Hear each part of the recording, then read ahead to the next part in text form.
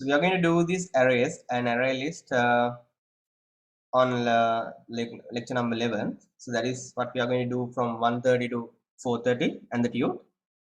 So then there will be a lab that we have to do it. So I will be doing a recording for that because like we couldn't have it on campus. So next week we'll see how we can come up with the next idea for the labs.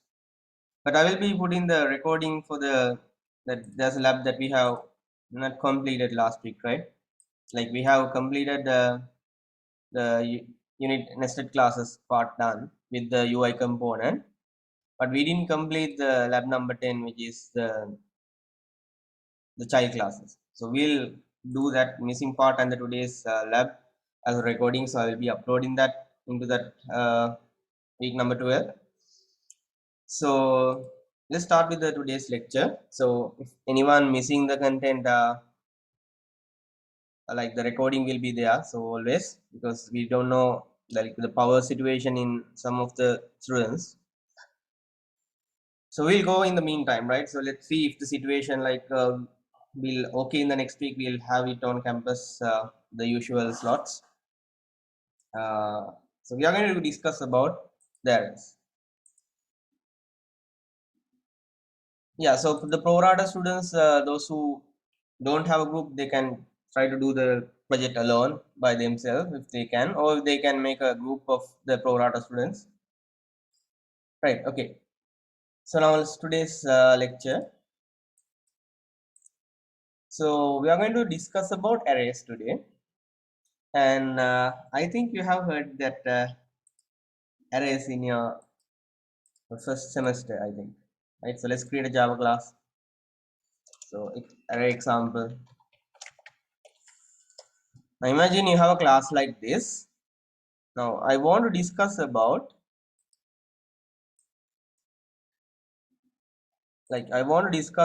this array. So let me increase the font. There you can see it clearly. Let me increase the font as well. So I'm going to increase the size to like 20. Cool. So can you see the screen now clearly? All of you? Yes. Okay. Now, so if you want to create an array, so there are 3 different ways of creating it. So it's actually a collection of variables. So if I want to create your midterm marks, now that your midterm marks will be available on the Moodle by the start of the next week as a file, right? You will be able to see your midterm marks by the next week because we are confirming the marks with the registration. So I'll be putting the marks your midterm. So if your marks is actually less than 45%, you have to do the supplementary exam and try to get that mark, because your final will be exam 60% will be added. So if your marks is less than 45, that will be affecting your grade. So that is why try to score more than 45% by doing the supplementary exam. So in the meantime, so let's start to create an array. So if I want to say that I have to create marks like for the first student, let's say your midterm marks is out of 30 marks. So if I create another students, let's say second student, right? So then he has got only 15 marks. So then we have third students, we have like 26 marks. Now this class has about 150 students. This class has about 150 students in your batch. But the problem is, if I create 150 variables, what is the problem? Can anyone suggest me? So what is the problem with this kind of a program? So let's say this is an interview question. Let's say you are given a code like this, ask you, so what are the problems that might be occurs if you try to create marks 1, marks 2, marks 3, likewise all the students marks.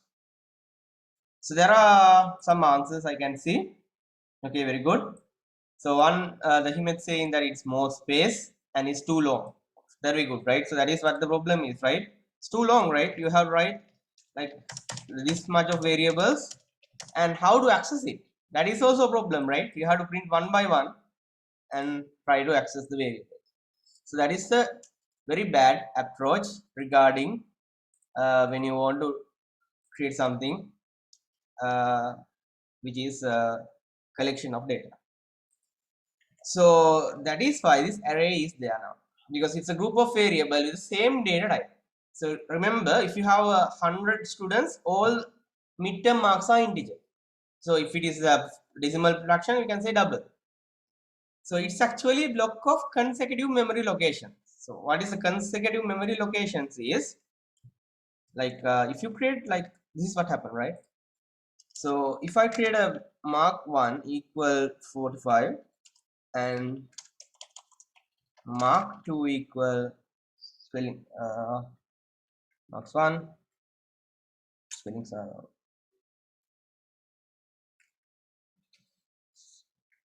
so marks 2.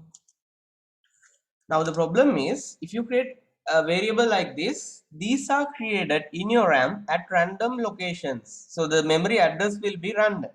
So that means if you have a memory locations like this in your RAM, so imagine this is the free blocks in your RAM. So if you create marks 1 equal 45, what will happen here is your Java virtual machine will allocate 45 is the value and some random memory address, let's say 0x100. So these are random hexadecimal memory address. So now if you select the second marks, it is not after the 45, it's another random place. So when you try to print them, so the problem is your RAM memory controller need to find it separately by the memory address, because it is actually hard to search because it is in another area, let's say 0x250. So if you create another students marks, let's say marks 3, so the problem is that is also created in another set of random locations somewhere here. So let's say 0x155. So when you try to read them, you have to find it. Okay, where's the 45? Where's the 75? Where's the 65? So that's the problem. So, but if you create an array, so the advantage is if you create an array of size 3, all the values are one after the other. So that means, so if you store the same value using an array 45, 75, and 65, the advantage is this will be 100. Okay, can you guess the next memory address? So this is the challenge I will be giving you. Now imagine you have an array block like this. If the first memory address is 45, second one is 75, third one is 65. Now if your first memory address is 0x100, can you guess the second what is the memory address of the second block? If the integer size is 4 byte, what will be the size of the second block? Can you guess the second memory address? Now this is 0x100. Now it's a consecutive memory block. So that means one after the other. So what is the second block? So this is the array first element, second element, and the third element. So what will be the first one? This is 0x100. It's an address given by me. So can you guess the second one? And can you guess the third one? Very good, right? 0x104, right? Why? 4 byte added after this length is 4. This each length is 4. So that means this is 0x104. So what will be the length for this block? 65. What is the length? What is the memory address? Very good. So that will be 0x108. So what will happen if it is actually a double? What is the size? Then what will be the address if it is a double? And so this will be 108, and this will be 116, likewise. 116, right? So this is 116, right? It will be 116. So that is how you count the memory address location inside arrays. So that is why we don't create like this. You just create an array. You put the symbol like this. So this is the square bracket to indicate this is not an integer. It can hold multiple values. Let's say mid marks. So there are three different techniques to create a single dimension array, 1D array. So this is the first technique. This is the easiest part, because you just put the curly brackets and put whatever the values you like to have. So this is the method number 1. So method number 1. So can you guess the second method? So if you have remember the introduction to programming, so this is how you created an array exactly in C and C++. So you just put an square bracket and values. So then what is the way? Yeah, so integer mid marks square bracket, but yeah, you can put it the square bracket here, that is also fine, no problems. Remember, I can create the array this way. Let's say mid marks 2, the square bracket you can put it in front of it, there's no problem, but don't put size, right? That is incorrect. So this square bracket place doesn't matter whether you put in front of the variable or in front of the data type, but which one do you prefer? Like I personally like the first technique because it shows that this is an array, not an like here it's the normal kind of a variable and the array symbol is here. So I recommend you can create the array using the method number 1. The second way is actually kind of confusing because we don't know the data type, whether it is an array or a normal integer. But both are allowed to create. So, or you can create an array like this.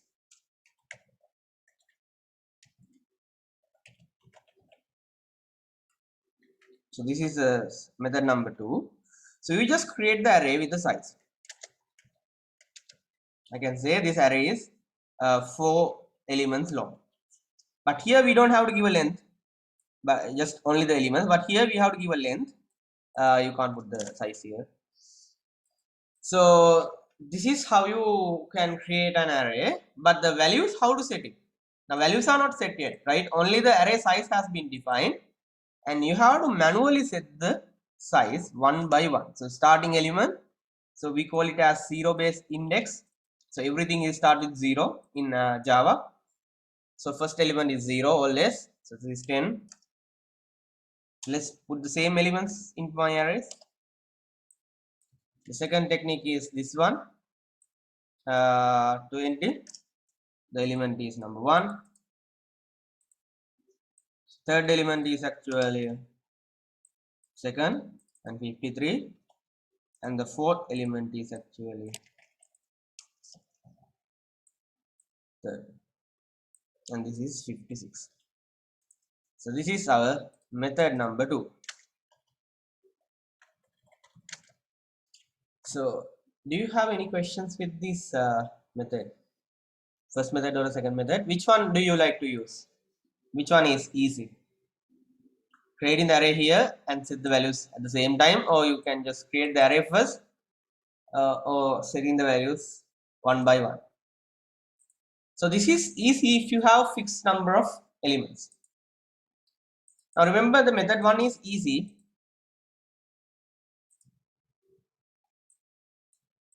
Now in the second method, remember, if I tell it again, this is you have to set the size. This is the size. So if you want to create an elements in the second method, you have to first create that array with the size. So I can say integer marks. So the array name, I can say new integer. So this is the data type of the array, and you have to give you exactly the size. So how many elements are there? You can't put more than that, because here we have 4 elements including 0, 4 elements are there. So size should be given. So if you don't provide a size, it will be an error. So let's try to remove that. Get an error. So you have to put the size. Then you can set the values to create in my array. So what is the last technique? It's actually a combination of the technique number 1 and the 2. So in the third technique, method number 3, mid marks. So let's say this is a new array I'm going to create. Let's say 4. So just give it a name, right? Any name you like. So I just give mid marks 2, 3. Likewise, I can give any names for my arrays I have created. So this square bracket you can put in front of it. It doesn't matter. So now it's a combination of technique number 1 and 2. So you put the size and you put the elements. Remove the size.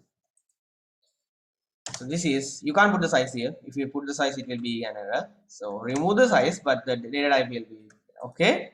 So this is the method number 3.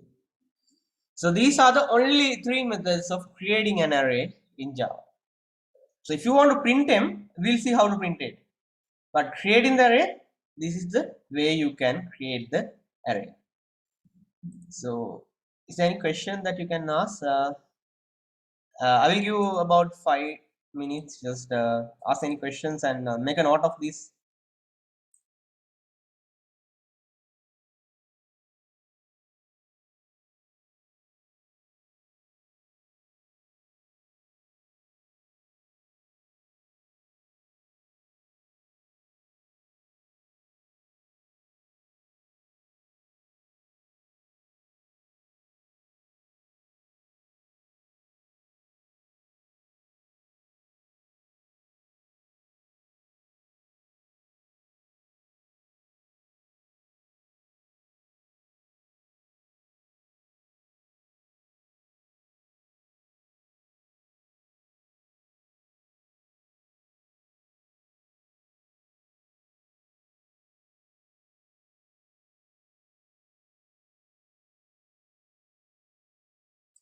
So is it clear to you?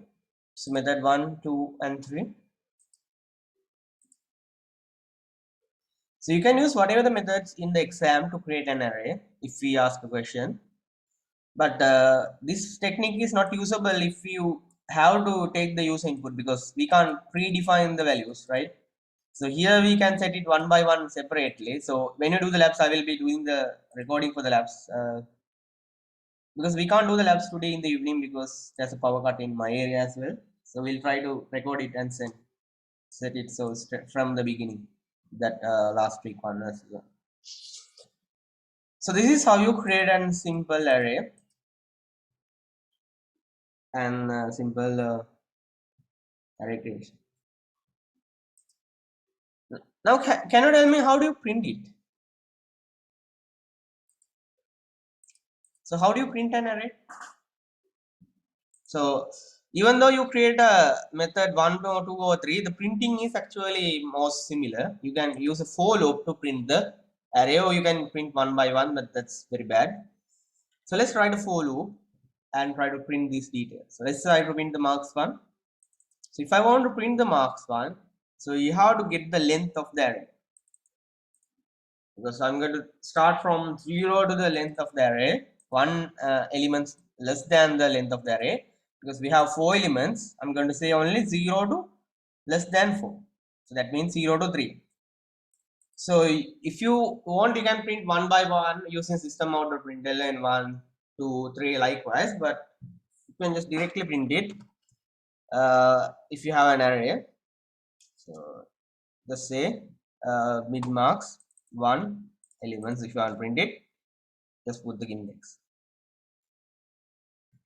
So this is how you print an array.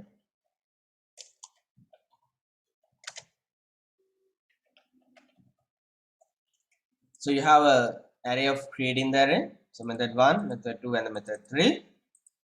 Or you can print the array using a for loop. So make this now.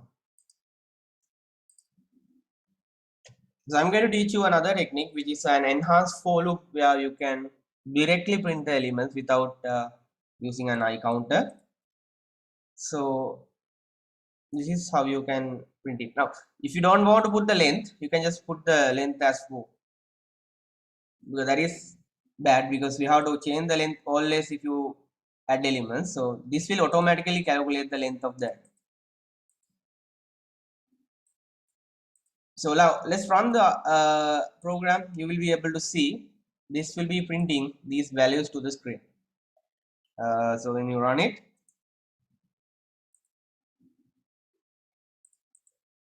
yeah, so I can see 10, 20, 60 and 56 will be printed to the screen.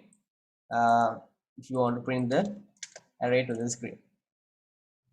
So if you don't want to have a for loop, that's very bad, because you have to print it one by one like this.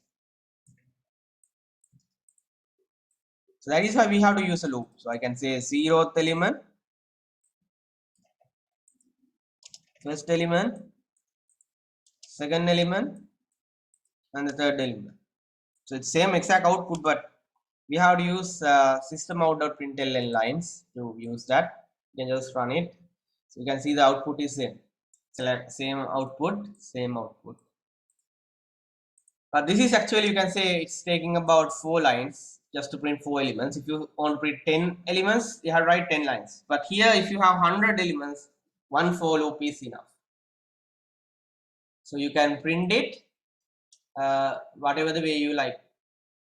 So either using a loop or either using a system out.println. So which method is easy? Can you tell me? So using a for loop or using that system out.println. So if you want to travel. So now it is loop, right? So the for loop is easy, right? Because otherwise, if you don't use from the 0 to the length, you have to write system out println several times. So now I will teach you another technique. So this is called enhanced for loop. So it's like a for loop, but you don't have to worry about the counting increment and the length. You just say integer, a temporary variable, let's say I, let's say variable, say temp, any variable you like, I can call it as a temp and a colon sign, and you can put the array name. So what is the array name? It is mid marks. So you put the array name and put a curly bracket. Now what will happen here is, so this loop will travel inside our array. You don't have to create a counter to get the elements. You don't have to create a length comparison. So this Java will automatically do that for you. So but you need to just print the value, so which is the temp. Now this has a very bad disadvantage. So if you can find it out, you can tell me. So early technique, there's an advantage. So but this one has one small disadvantage. Can you find it out if you use the, this is called enhanced for loop. This can be only used if it is an array or array list that we will be explaining after a while today. So can you tell me what is the problem with this kind of a for loop? One thing is missing. It will work, it will print the values. There's no problem. But one thing is missing. What is that?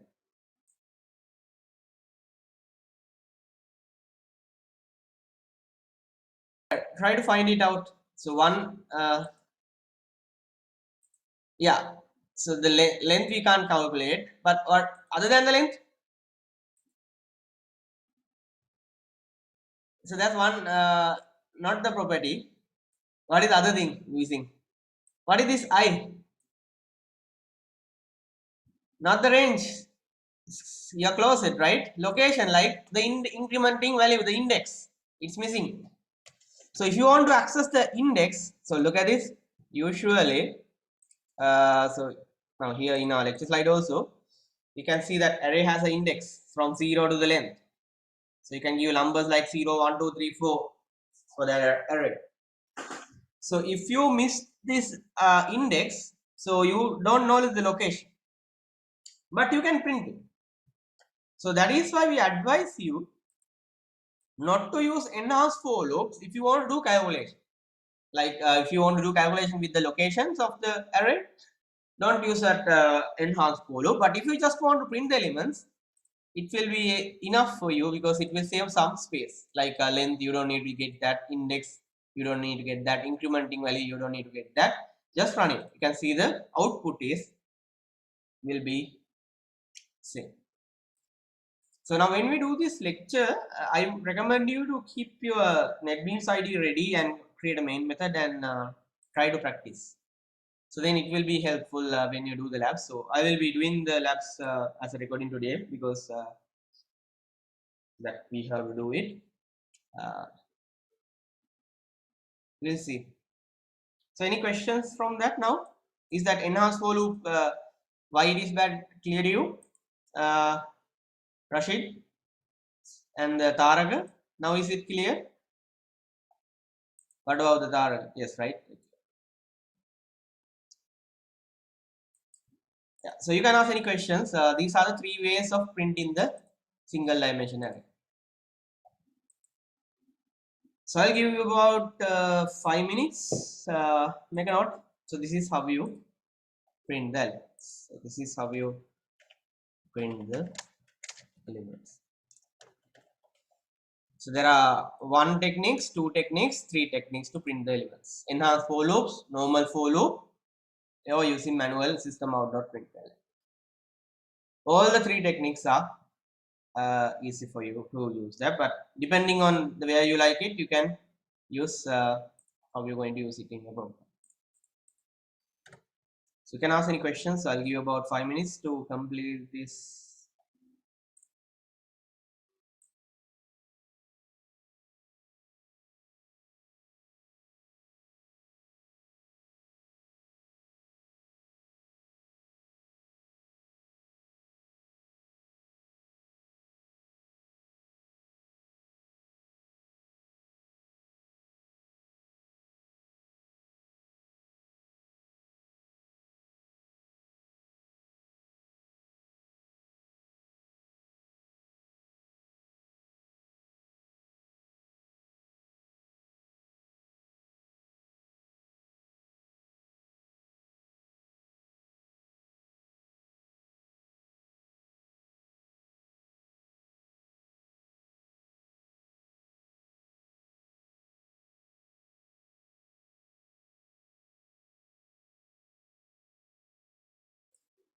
Okay, is it clear to you? So okay, so let's continue this part, right? So you can just print the elements from array and try to print it. These are the techniques that we just explain it here. So creating the values. So you just create it. Now there's one more thing I didn't mention. This is about array index out of bound exception. Now I'm going to ask you a simple question. So let's forget about these two techniques and this one. What will happen if I try to print marks 4? Now I have look at the code carefully and answer. So I just print 0, 1, 2, 3 and fourth element. But we don't have a fourth element. So what will happen if you try to print the fourth element? So are we getting a null? Look what happened.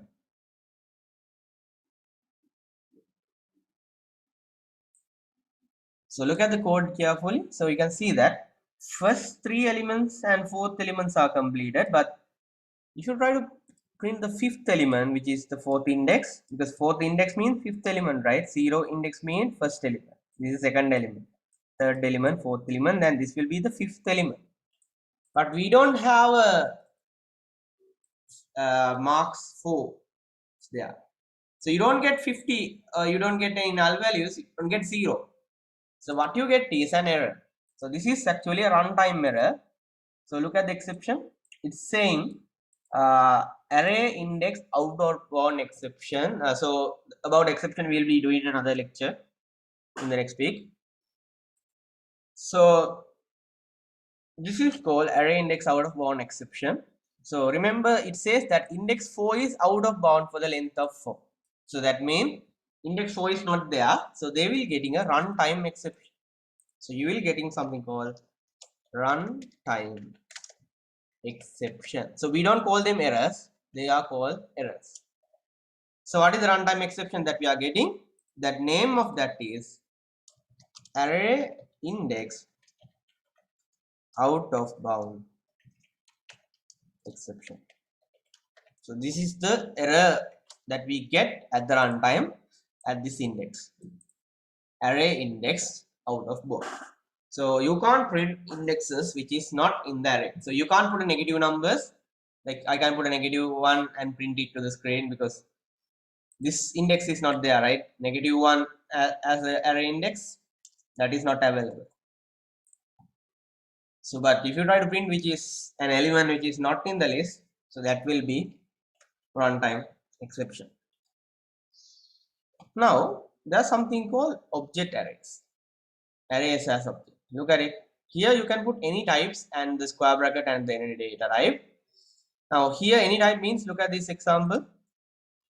So in this case I have created an integer array. So what is the method we have used for the first example?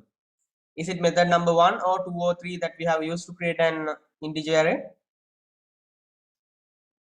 So remember it correctly. This is the method number 2. Only size is given. See, the size is only given. This one, method number 2, only size is given. So now here you can see the gas price which is not there available at the moment.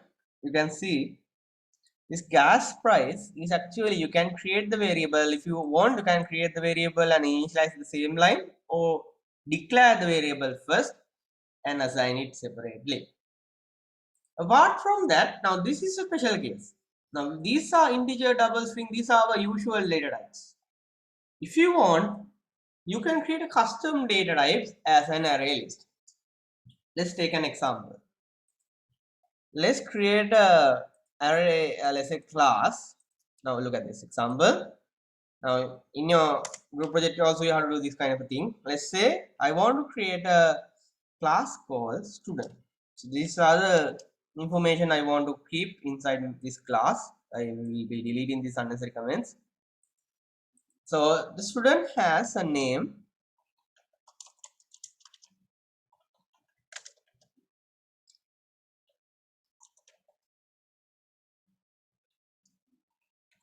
and you have a age.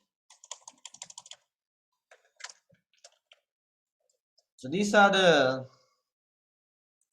name and the age. Now we know how to insert a constructor, right? So how do you insert a constructor in this program? And a getters and the setters. How to do that? Last week we discussed. Right click, then what? So how to insert a constructor and other codes? Insert code. Then what you do? After the insert code, what you do? Yeah, you can select the constructor, very good, and select all the elements, and the constructor is generated. So in the exam, you have to write it by yourself. So it's a written paper. So you know how to create. So that is why we didn't generate it first week. We just write it manually. So then we can say. Now how to get this data secure, now private and the data outside as well. If you want, you can generate something called getter and a setter. So you can again right click, insert code, you can select getter and setter. So look at it, getter and setter. So the advantage is, we discuss, if you don't want to directly allow the variable, you can make it private and have a method to allow to get that data to the outside. Look at the code now. I'm going to right click and insert the code, and I'm going to say getters and setters and select all the methods I want to generate, and I'm going to say encapsulate the fields. If I encapsulate means you don't want to allow it to the outside, we are going to protect it. So that's the second concept in object oriented. Well, yeah, encapsulating. You protect the data. So select the generate methods. Look what happened. So these data are now private. So they can't directly access it. So if you want to get the name of a person, you have to use this get name method. See, public get name. So it will be getting a name. So if you want to set the age or a name, you can use the set method and set the values from the outside. So is this getter and a setter clear to you? How to generate getters and a setter? So this getter and a setter.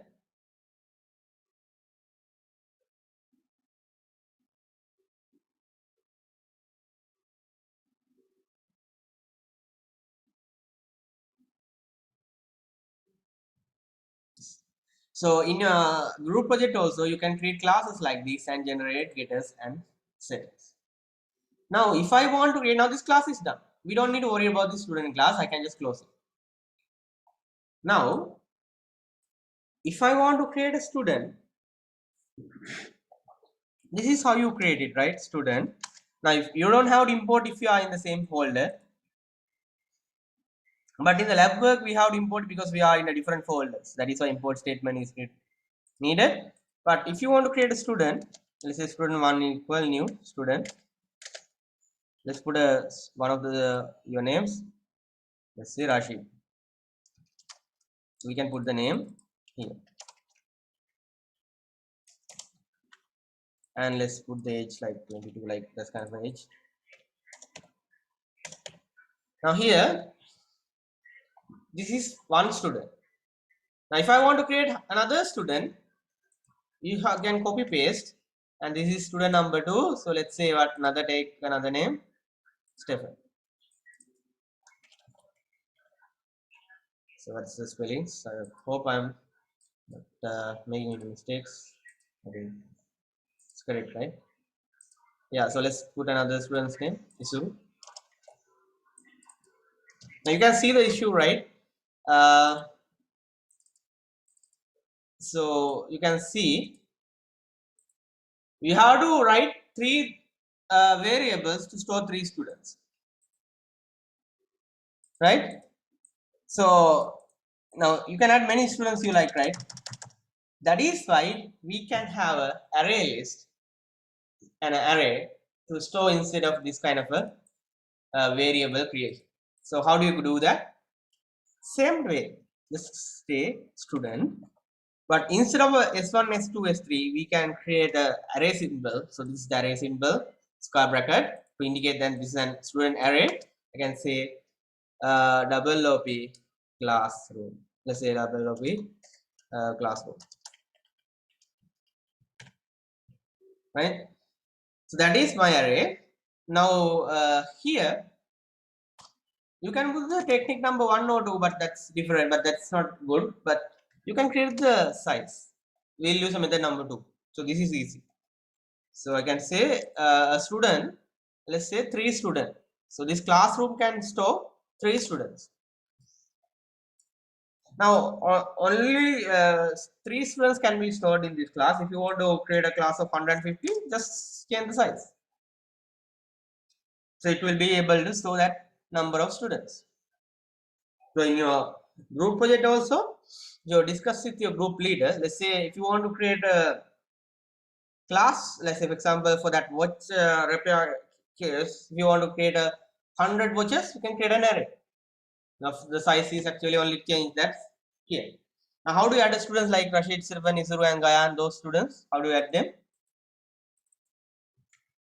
We just say double of the classroom first element is equal to this one. Second student is equal to the third student is one. Likewise, you can set the elements you like to have. Now these are hard coding, right? If you want, you can take it from the user and create the class. So is this clear to you?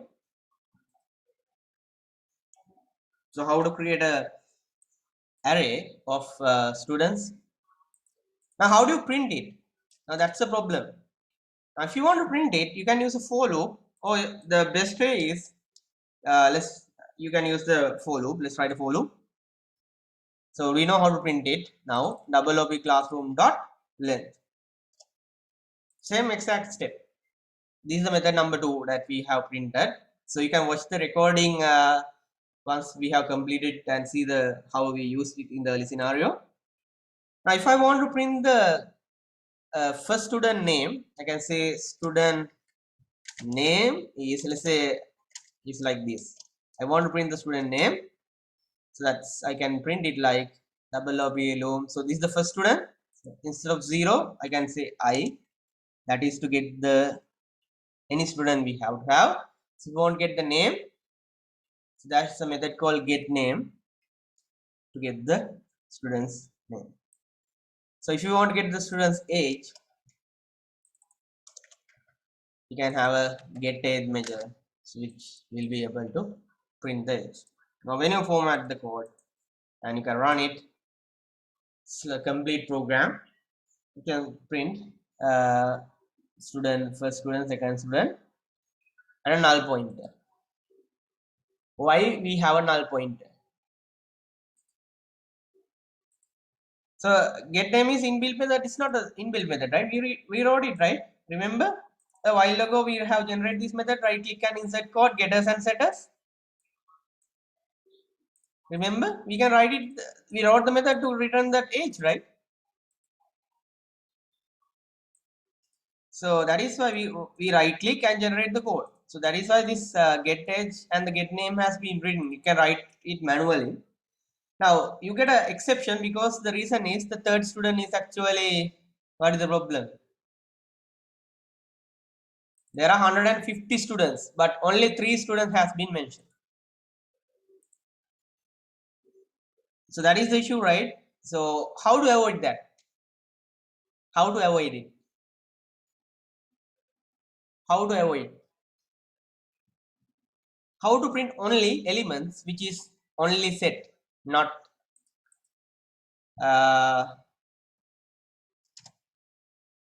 we can write a simple if condition. Look at it. Now we can check whether if it is null or not. Then we just print it. So I can say if this object is null, we don't need to print it. I'm going to only print it if it is not null. So then we can put this code if it is not null only.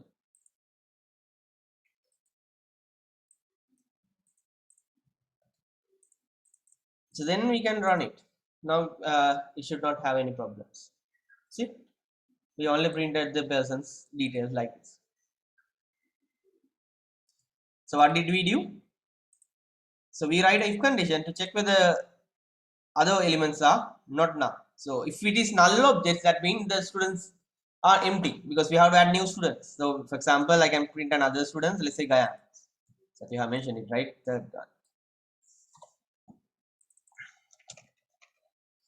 So then since it's actually not checking for null values, so it's validating whether it is actually null or not. So only these 4 students will be printed. Others 150, they are not going to print it. We just ignore it.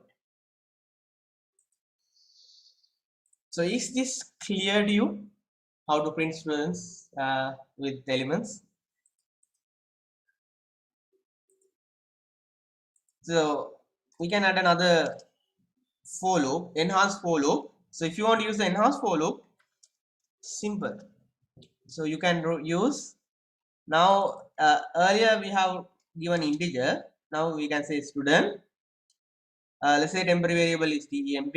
Any variable you like. Let's say student variable, and colon sign and put the array name. Now you print it. Now instead of I dot get name, we can just set the variable name directly because we don't have index. We can just say this variable name dot get name, and then when you run it, So you can see the output will be visible, but here we have to have that validation again to check whether it is null or not. Otherwise, if the variables are empty, also they are going to print it. So I'm going to say this is s variable is not null only, then I'm going to print the name. Otherwise, we have to run it and see.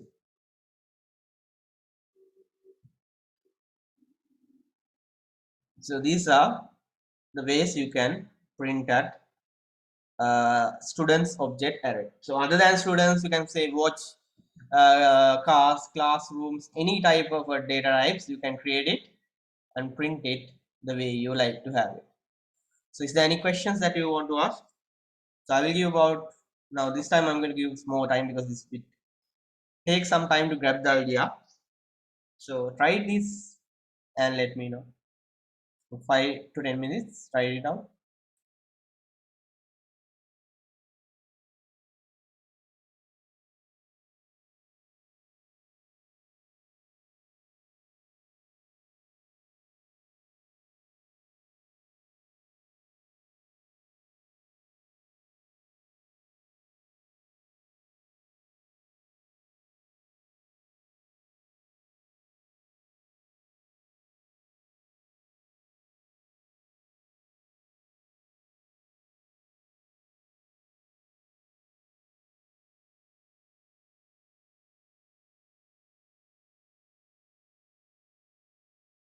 Now look at its early example, right? So if you want to print a enhanced for loop, you have to give a variable name here, right?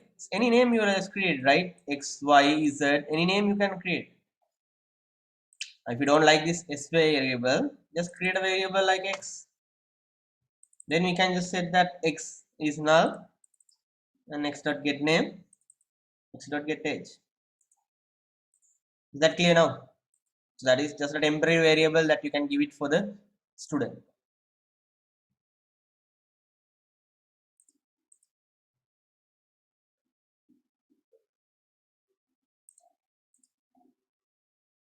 So any other questions?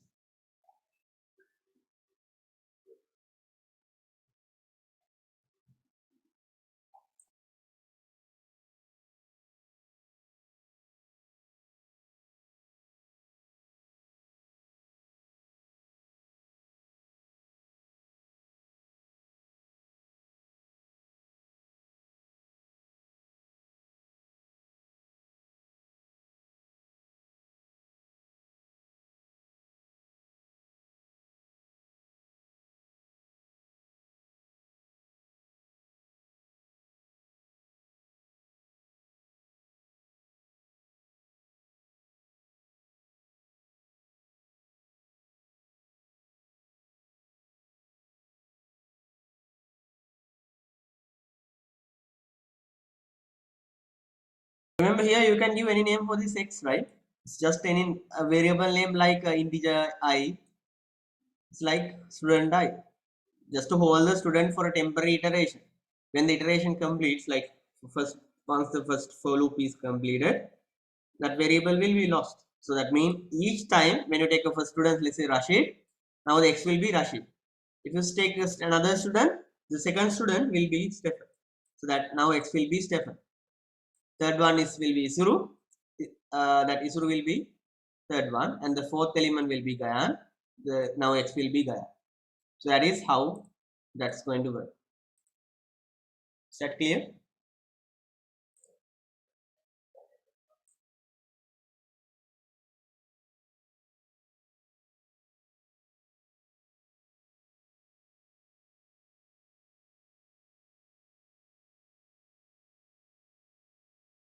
So that's about single dimension arrays, right? So now we have created normal arrays with integer values, float values, or double. Now here, if you want to create a class like student and create an array, so that is also possible. So now we are going to do about two-dimension arrays. So that is also we can try to do it. So I'll give you about until 2:30. You can try out this and see whether these are working for your programs as well.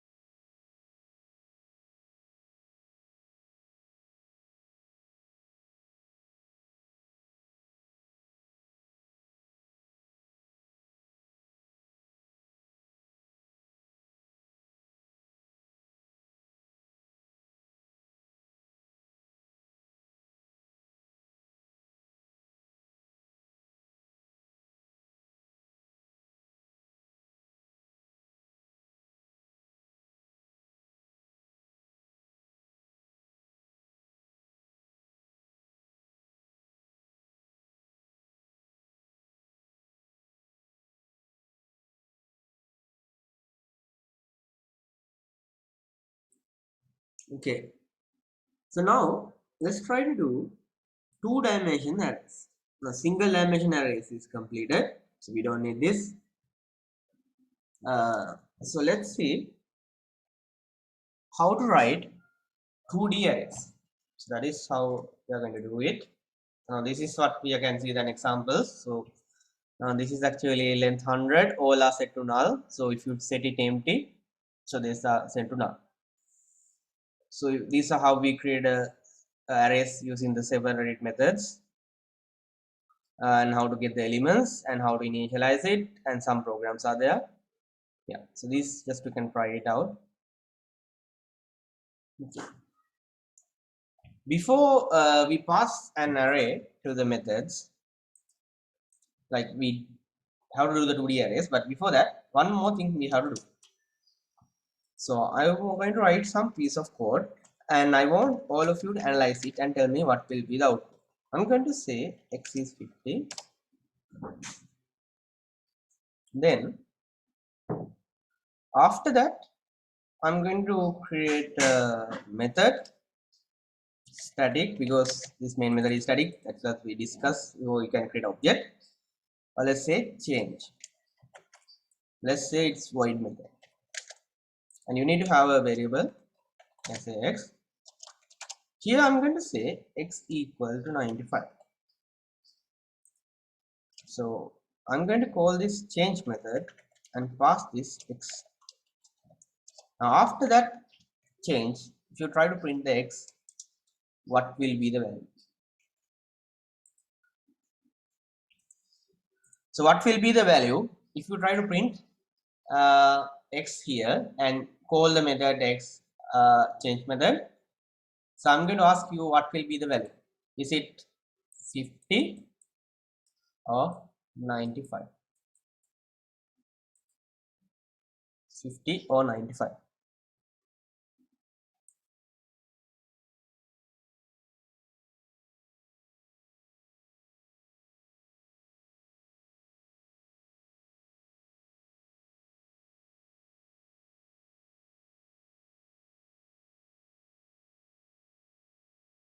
Okay, we got most answers into 50, right? Most of you have done 50, not 95.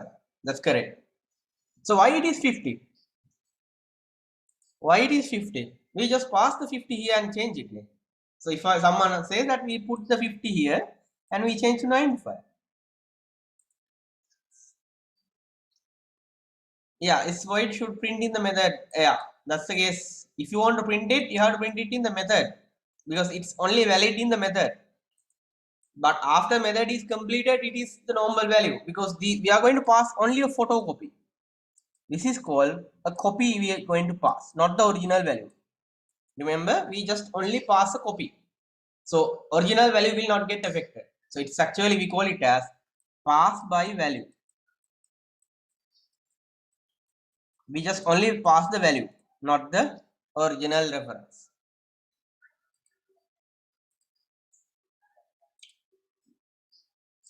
Okay, what if you put a return method and assign it? Then that's a different story, right? Now that is what not I'm asking, right? If you put a return here, like if you return it like this, look at it. It's a good question. If someone asks like this, if you say static integer and change to integer x, and I can say x equal 95 and return x, and now I'm going to say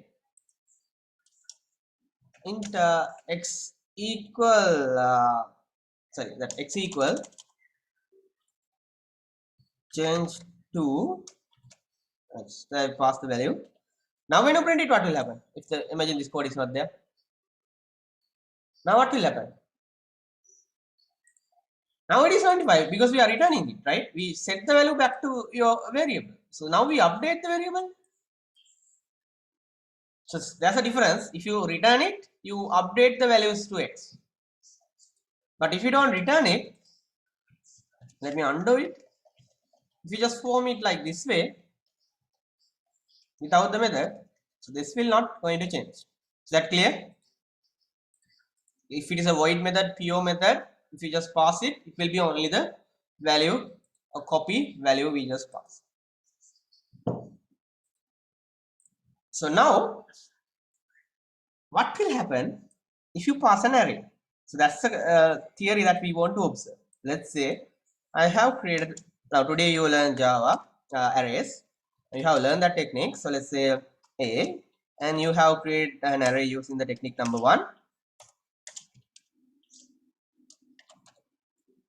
Now what I'm going to do is I'm going to create an array.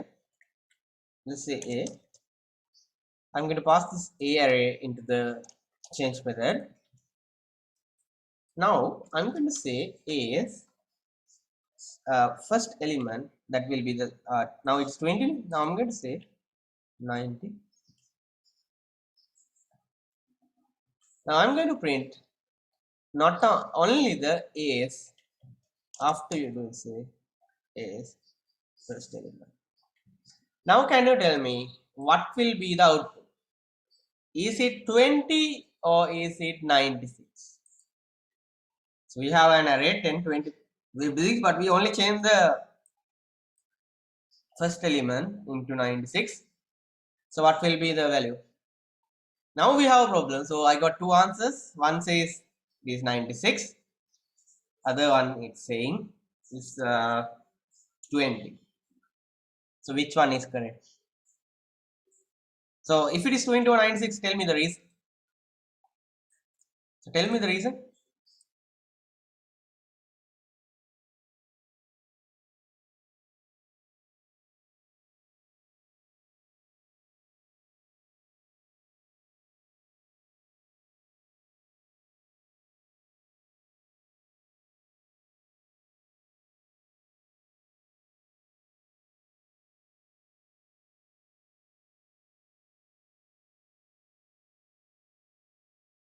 No, the answer is incorrect. So this will be 96. When you run it, look at the code and see. I get 96 as the answer. So you want to see the reason. The reason is when you pass an array to the change method, you will be passing an original array. It's not a copy. This is the original array.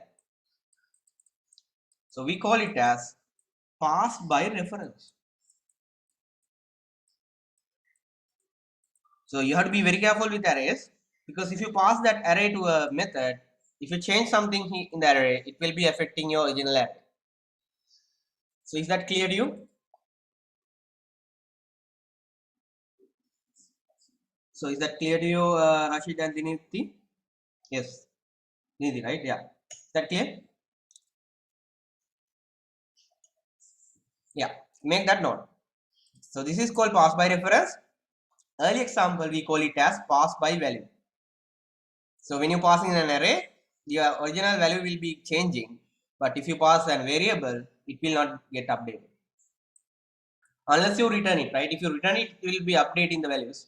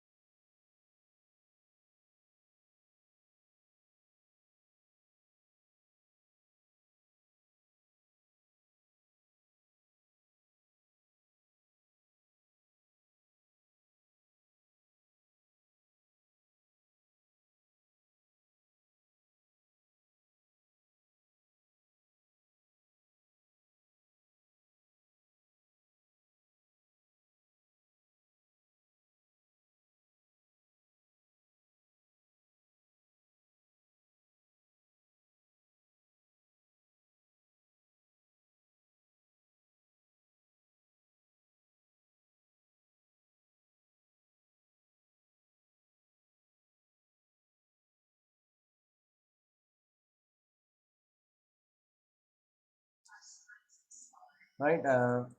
So that's about the single dimension arrays and method. Now you can return an array as to the return outside. That is also possible. Just put the return type as array. If I want to return an array, I just put the square bracket and create an array, for example. So this is the way to create an array. let's say integer array. Let's say create array. So I want to create an array. So if you want to create an array and return it, you can create it like this way. The name where you want to like it to create it. Let's say a equal whatever the way you like to have to this array to be created. So something like method a or b or c, and just return it. Now if you want to call this method, make sure if you just call it, it will not work, because the value you have to store it back to an array. So now the array is there. You can use an enhanced for loop or a normal for loop to print the array. I can say integer k or whatever the value you like, and print the k.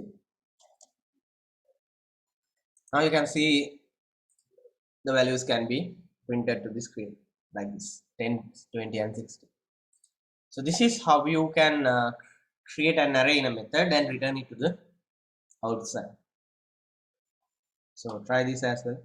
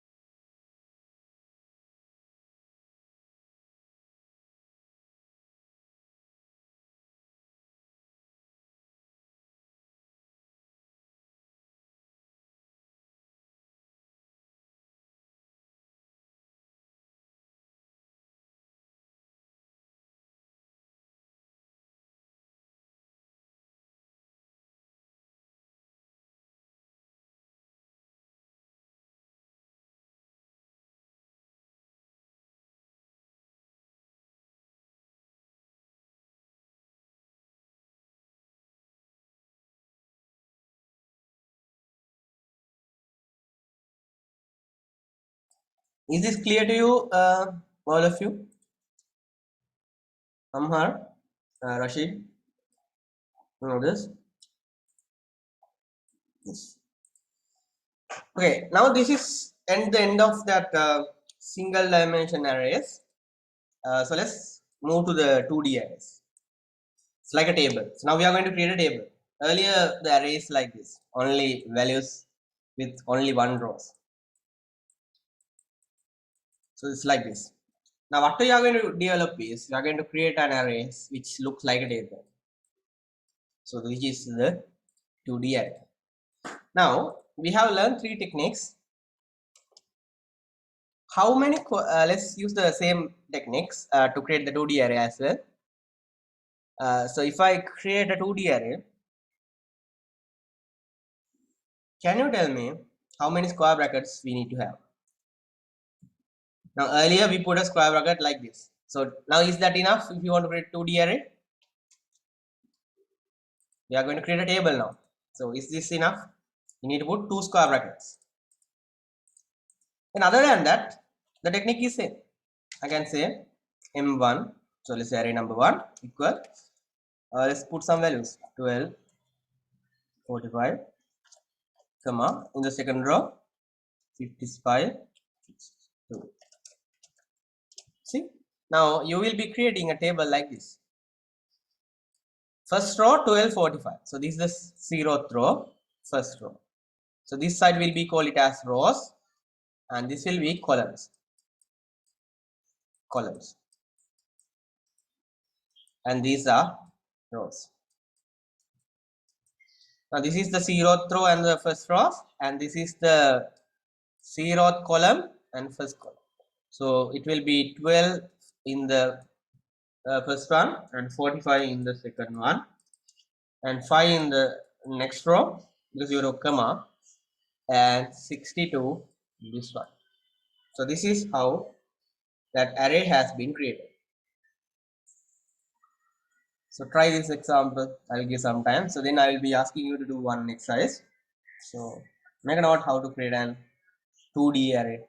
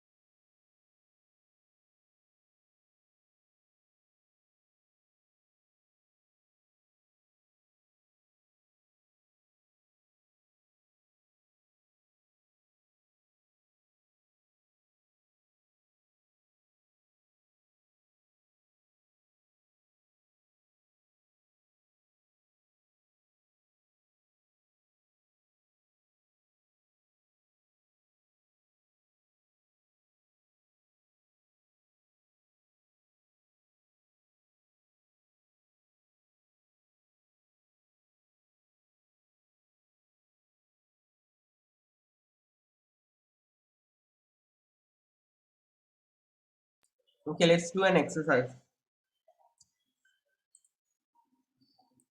So I want to create an 2D array. So using the technique we have given, and I want only this line to be printed to the Zoom chat.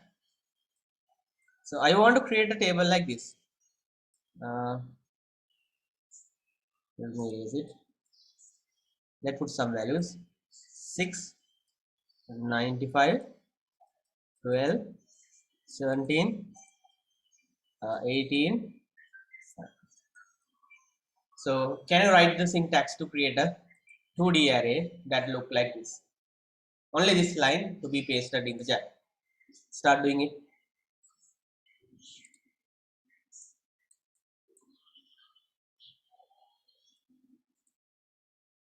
2D array 6, 95, 12, 17, 18, 5. So how to create a 2D array? Looks like this.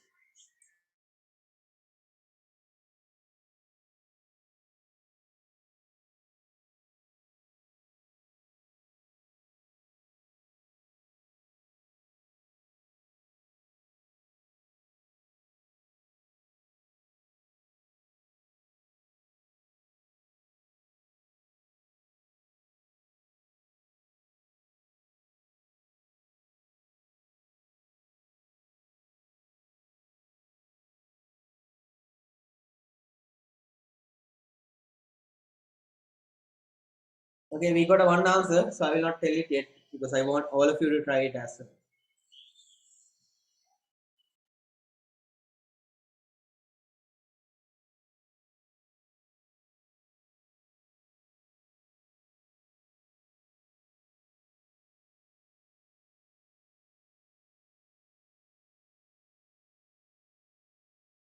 It's very good, right? It's like this. So I'll just paste one of the answers. Yeah. So you put. Now remember, this is incorrect, right? You don't put 3 square bracket. This is not a 3-dimensional, right? It's only 2D. So this is incorrect. You only put 2 square brackets. You don't have more than 2 square brackets in a Java syntax. That is incorrect. So what is the another answer?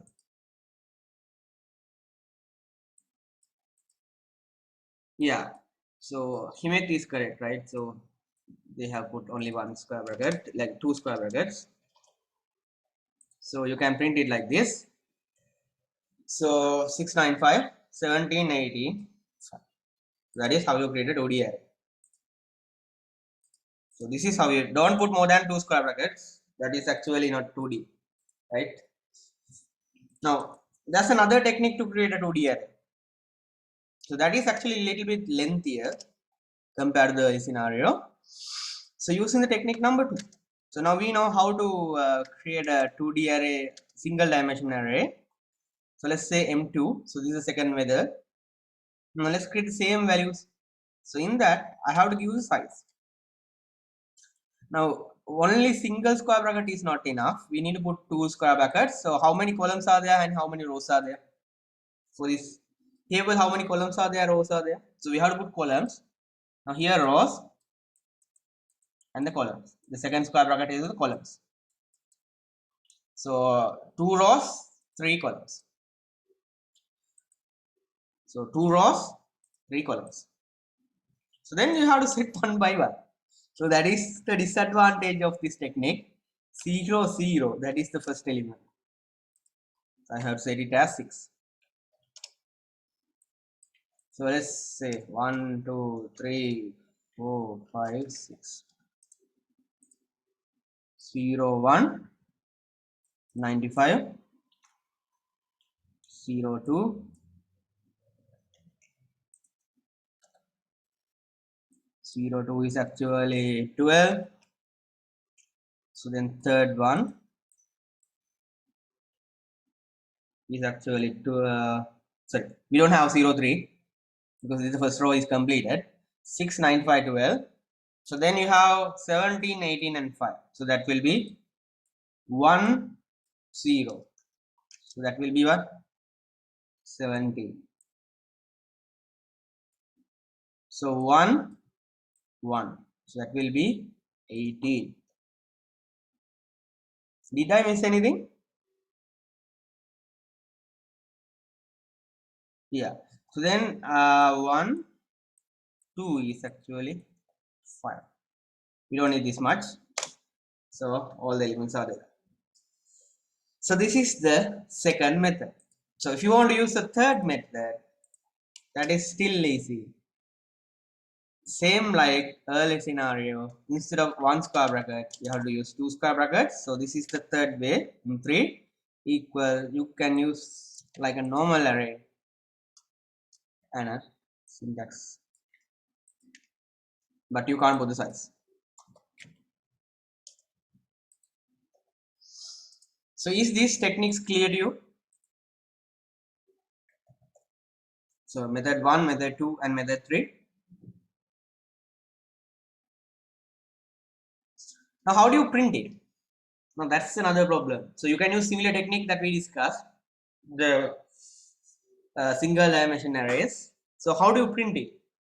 So can you tell me how to print it? So how many loops we need to have? Earlier we had printed using for loop and enhanced for loops. So how many loops we need to have if you want to print this 2D array? Yes, we need to have a nested loop. Now remember, you can't use enhanced for loop because that is not applicable for 2D arrays. That enhanced for loop is only for single dimension arrays. So let's write a for loop.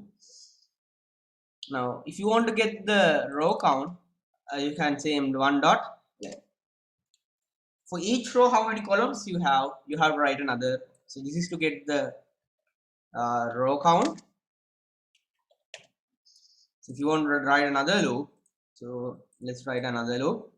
So let's say 4 and a tab key. So that will be j. So this will be column count.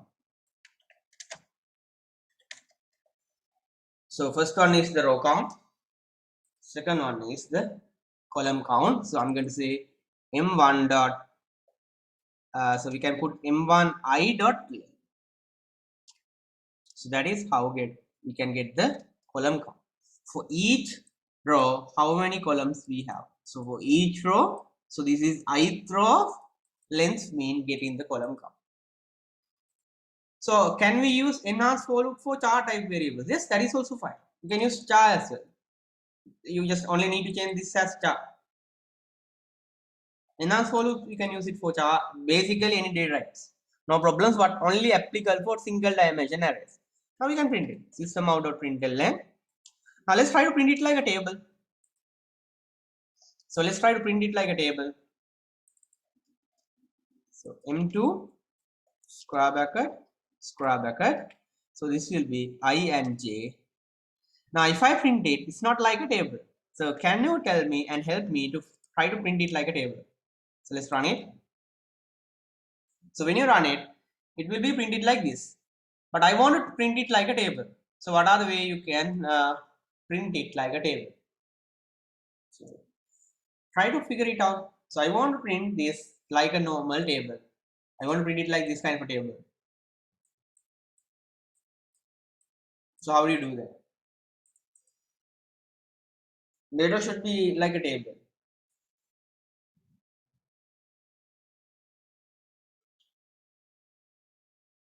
So how can you print it?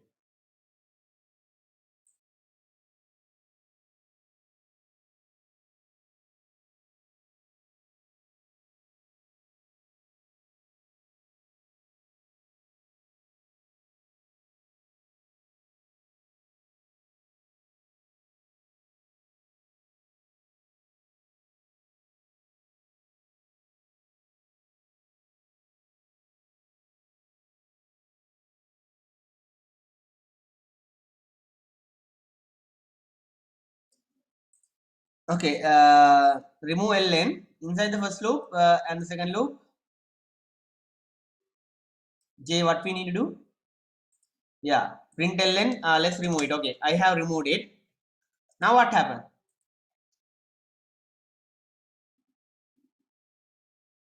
Now it's not a table still. It's actually printed this way. How do you have a gap between them? So what is the code to have a space between like a table? What is the things we have used? Print j space in second loop. Okay, slash, it's not slash n, it will go to a new line. So how to add a space? Slash t, right, tab. So if you want to print a space, it should be slash t. So I can put slash t. So this is how you're going to print it like a table. So now let's run it. Still there's a problem. Now this time it is more like a table, but all are in the same line. So what is that mistake we have done? What should we do? After the table first row completed, we need to do what? Print a new line. So I can say system out print line. You don't need to put anything, just print ln is enough because it will be adding a new line. So now when you run it, you can see it like a nice table. See, let me remove this space. So it will be like a table. So 6, 5, 95, 12, 17, 18, 5. It's like a table. So is this clear to you?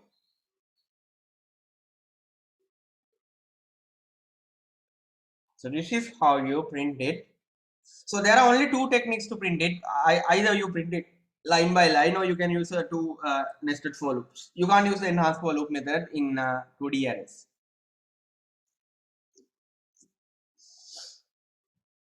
So that is how you can do it.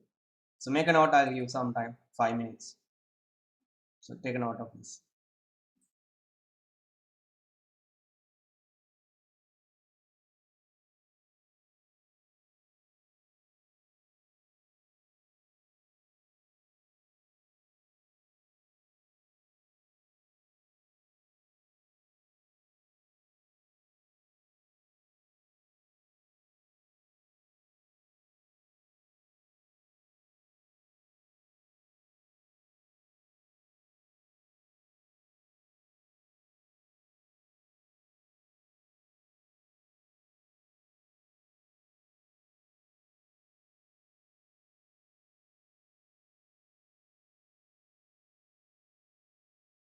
So all of you, is that clear to you how to print this like a table?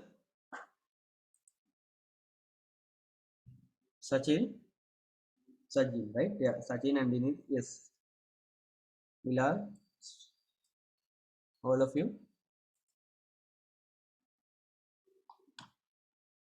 Yes.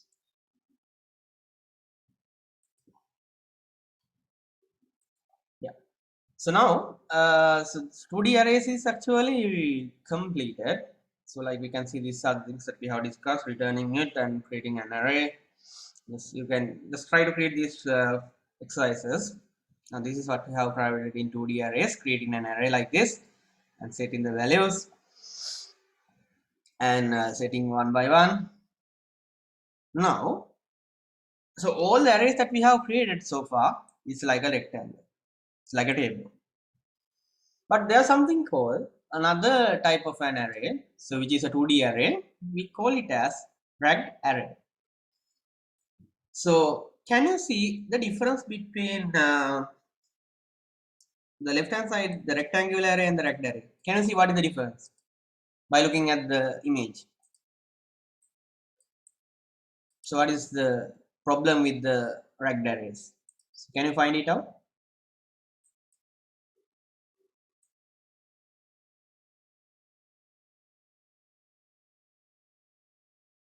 Columns are not same, right? So that's very good, right? So each row earlier it has same columns.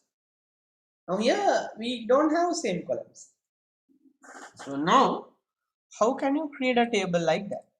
So that is also you can try to do it using the same two techniques that we discussed. Let's try to use the first technique to create it. I want to create a table like this. Yeah, the printing mechanism I don't want to delete it because it's exactly same.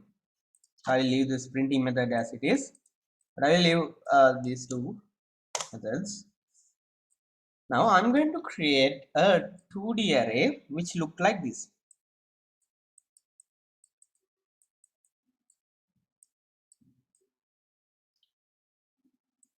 So how do you create an array like this?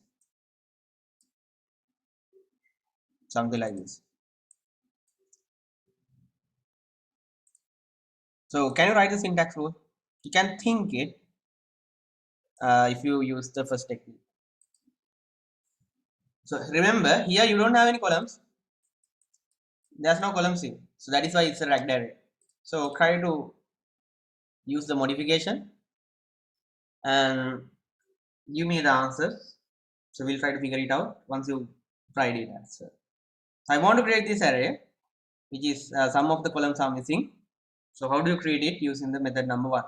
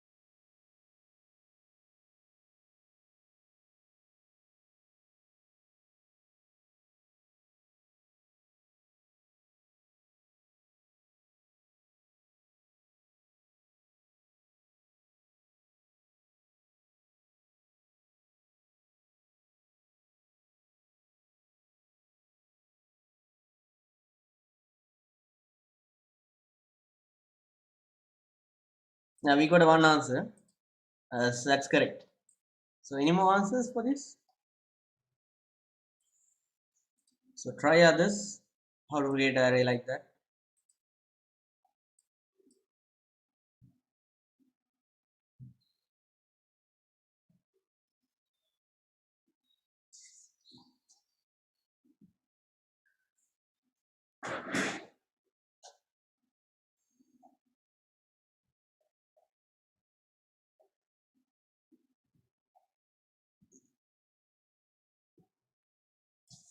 Now if you want to print it, you don't have any worries, right? Same. The printing method is same, but the creating of the array is a little bit different. Yes, very good, right? So the array creation is correct. So both answers, Vilam and Dinidhi, both answers are correct. So this is, I have the spaces directly from the code like this. So this is how you print the array like a ragged array. So now when you run it, yeah, we have an array. So this is M1, right?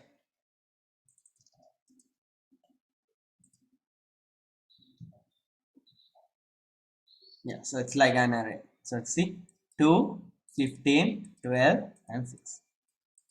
So these are called ragged array. Now let's try to understand how to create the same array using the technique number 2. So that is a bit confusing. The reason is you can't set how many columns in our M2 array. So let's create an array called M2. Now here, there's a problem.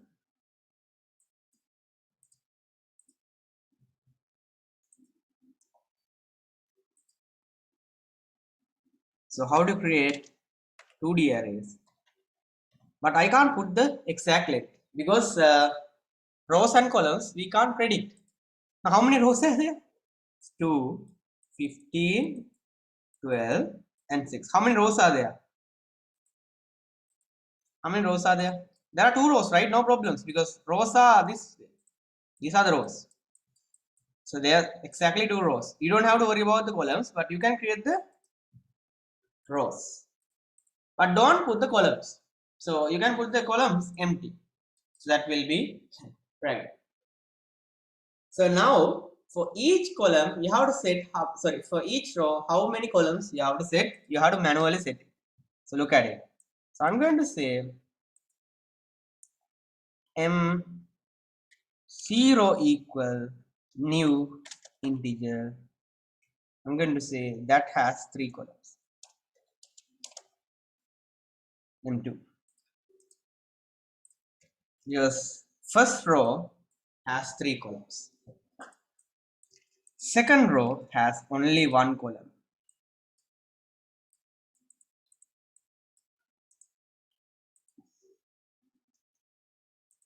Now you can set the values just like a normal array. I can say M2's first element will be number 2, then 15, then 1, 2, 3, 4, 15, 12, 6, 6. And this is 0, 1, 2, 1, 0. If I use M2 here to print the output to the screen using the M2 array, you won't see any difference because it will be the same elements as we discussed. So it's like a normal 2D array. So is that clear to you? How to create 2D arrays with different number of columns and rows? Is that clear to you, all of you?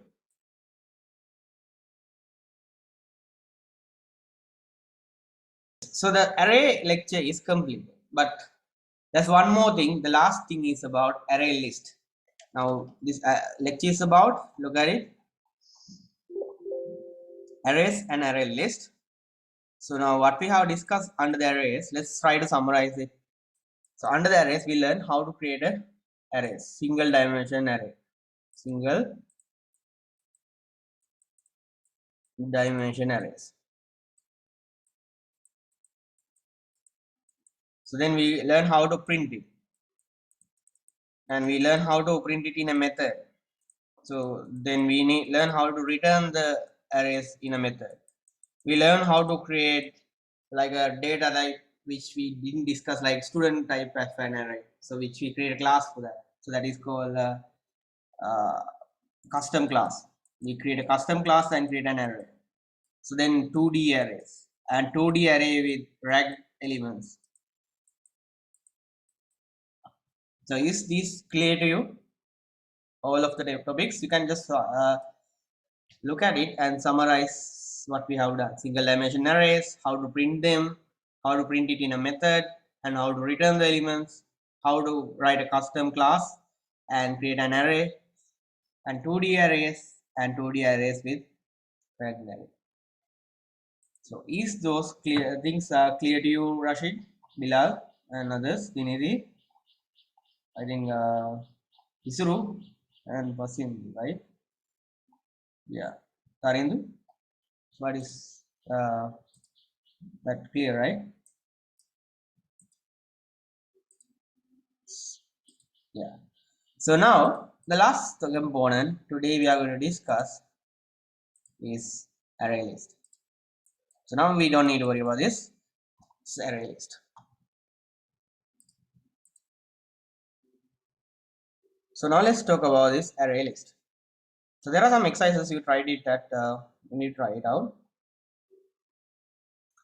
Now usually if you use group projects, we don't use arrays if the data types are not like fixed, because you can't change the array size. That's the main disadvantage of arrays. Now look at it, everyone. If I create a single dimension array, after creating the array, say 2, 5, 7, after creating the array, can I add more elements? Can you add elements after setting the array size? Can you add elements? No. Can you delete any elements? So can you delete the number 2? Can you delete number 5? You can set to 0, but you can't delete it. You can set the values to 0. You can't delete it. So that is why these are not practical if you want to store large number of databases. Like now, remember in Sri Lanka, so now in our country, like the way the IT and industry handle, so they can handle billions of transactions per minute. So usually, if it is like the top of the companies, they have databases which terabytes of data. They can transfer millions of data records added to the database at a time. Because if it is a stock exchange, London Stock Exchange, they have many records, LSG, right? So in that case, you can't have a fixed size array. So you have to use something called array list. So let's see how to create an array list. So before you do anything, you have to import that array list into the class. Now, when I use the scanner class, we have to import it. When I use that, the models that we have to use, that we have to import it. Control class, we have to import it. But if it is for the array list, you have to import it from the util package.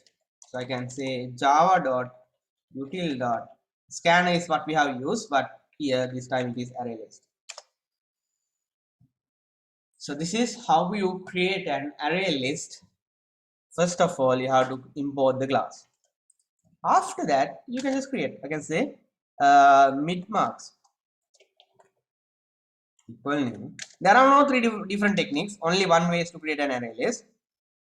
So you have to put the data type here, or you can just create it. It doesn't matter. But the recommended way is put the data type. I can say integer. Now remember, they don't support primitive data types. It will not going to work. So they will put an error. So you can't put primitive data types. Instead of that, there's a wrapper class we discuss in the midterm that will be able to convert the data types into different, like the main class integer. So we can use it instead of the int data type, because the primitive data types are not supported. That is the disadvantage. Now here you just directly say new array list and semicolon. Here also you can just say brackets and semicolon, doesn't matter. So this is the easiest way you can create an array. Now this array will be able to only store integer values. So this is how you create an integer array list. Now if you want to create an array list which stores double, can say double, D capital, because you can't use the primitive class mid marks 2. So if I want to say char, there's no class called char, I think. Yeah, character. So character. So let's say 3. Likewise, you can create arrays like this. So double, float, long, Likewise, you can create like that. So strings, if you want to create an array which stores strings, if you can create it like that. Now the advantage is you can add or you can delete elements from this marks. Now currently the list is empty. So you can add elements, you can delete elements, you can change elements. So it's actually more powerful than an array. But the only disadvantage is you have to use the class called integer, double, strings instead of the primitive data types like int, double, simple letters. You can't use that. So, or you can create, now this will be able to store double.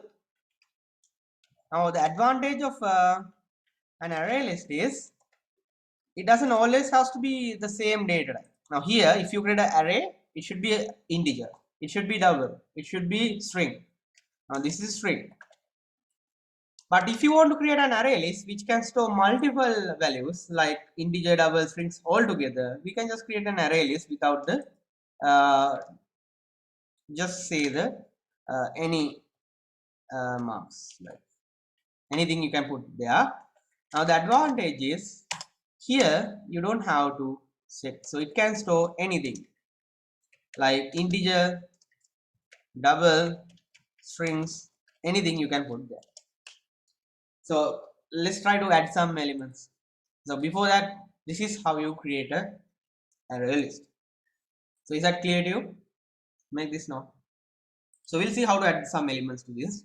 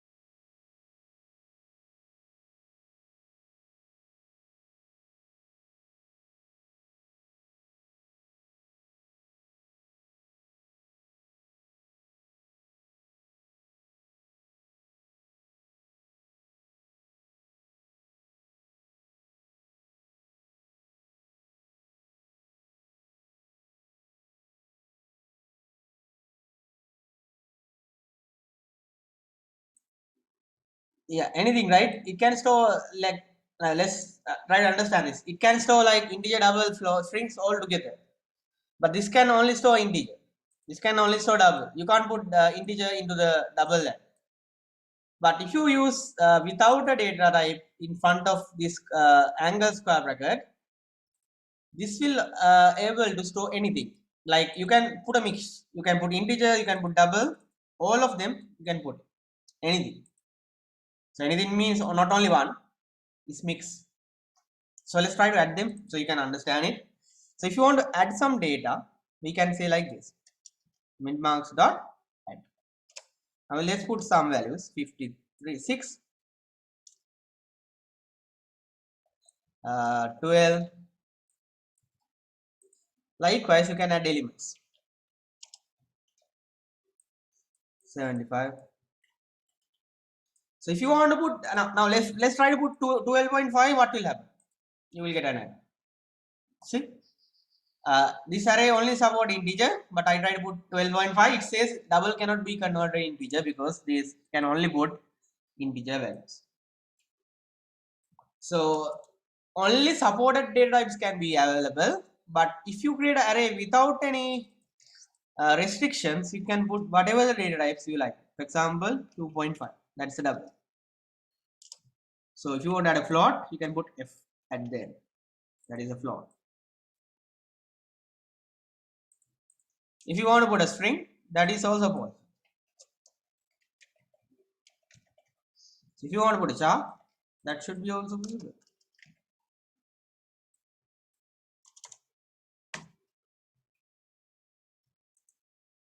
If you want to put an integer, that should be also possible.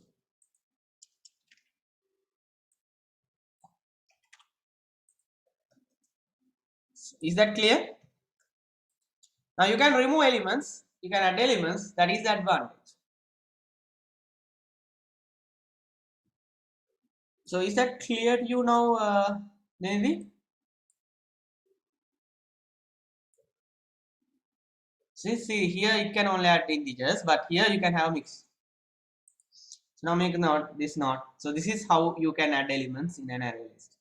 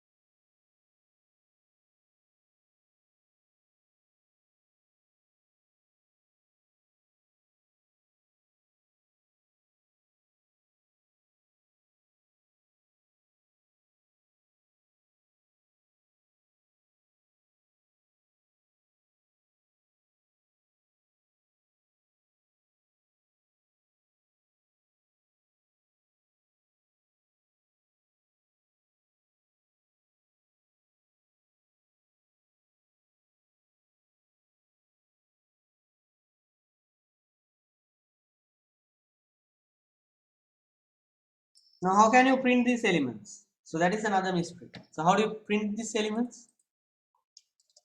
So you can use a normal for loop, and instead of let's try to print this any marks array. So instead of the length, there's a method called size. That's the only difference between an array and array list. The method is now size. Now if you want to print it, you can use a system out of println. This can store any marks dot get. So if you want to get that index, you say get and print it. So there's no square bracket, just you have to say get method. So that will be print the values to the screen. So get method is to get the elements. This is a predefined method. Like early scenario, we had that get name, we have written that. Now student class, this one we have written it. We have type it or we auto generate it to get the age of that because we made this private. But this any marks dot get, this will get that element at particular index. So now when you print it, you will be able to print the details of your. Otherwise, the second technique can also use, which is our enhanced for loop. This time the data type will be, we don't know, because this is actually, it can be anything, right? So I think, can we put one? It's not. You can't put a second technique for this array because actually it has many data types. So we can use the second technique on the first array mid marks because it has only integer. So let's use that. So I can write an enhanced for loop, which is an integer. I can say I colon. I'm going to use the mid marks, which is the original array, and you can print the same case. So it will be any marks dot get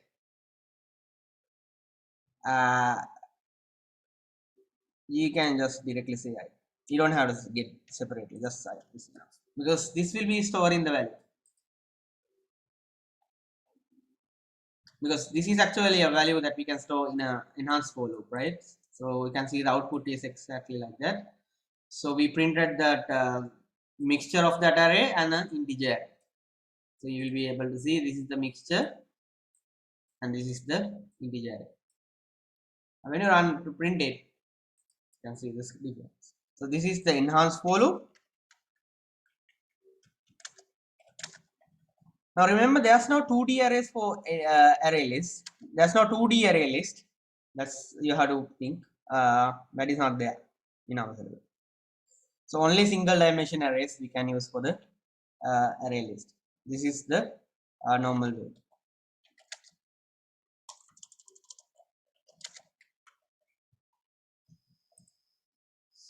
So you have to use a method called get to get the elements. So if you want to update some elements, if you want to change it, for example, I made a mistake, I want to update the second element. So in that case, I can say any marks dot. Now if you try to print it, so any marks dot, you can say get elements. So that is how to get it. So if you want to set an element, you can say 0th element. I don't need to say 2.5, I should say it is 3.5. So if you want to change, so this is how to change the elements, which is for the 0th element. So it's we change the element at 0th index. Now 0th index is 2.5. Now we have going to change it to 3.5 by using the set method. So likewise, there are set of method. If you want to remove it, there's a method called anymarks.remove.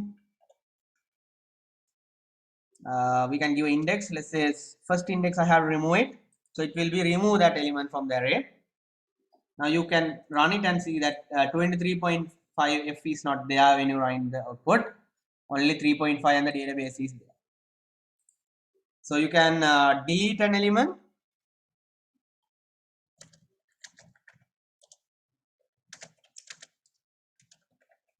So you can update that element. So you can add the elements. So this is to add elements. So if you want to make the array clean, that means if you want to erase the array, you can say array marks dot clear. So when you write it now, the array is actually now empty. Nothing will be printed, only the integer array is there. See, only the integer array we just printed is there, not the any marks array. So this is to clear all the elements in the array. So in my lecture slide, I have used how to create the array. You can set a size as well if you want. That is actually optional, but you can increase the size. And you can use these command methods like add, clear if you want to get the first element, last element, and set method that we discussed today, and the size to get the size of that array. These are some useful methods, but I just mentioned some of the common things that we can do for array list. Right, so then other than that, you can see the advantage is you can store multiple objects and it can add or remove elements. That is advantage. So an array can be used to store a list of objects that may vary the size. So if the size is different, you can store list of objects. But in an array, once you set the array size, you can't change it. But the disadvantage is you can only store objects. That is why the primitive data types cannot be used. You can't use double like this.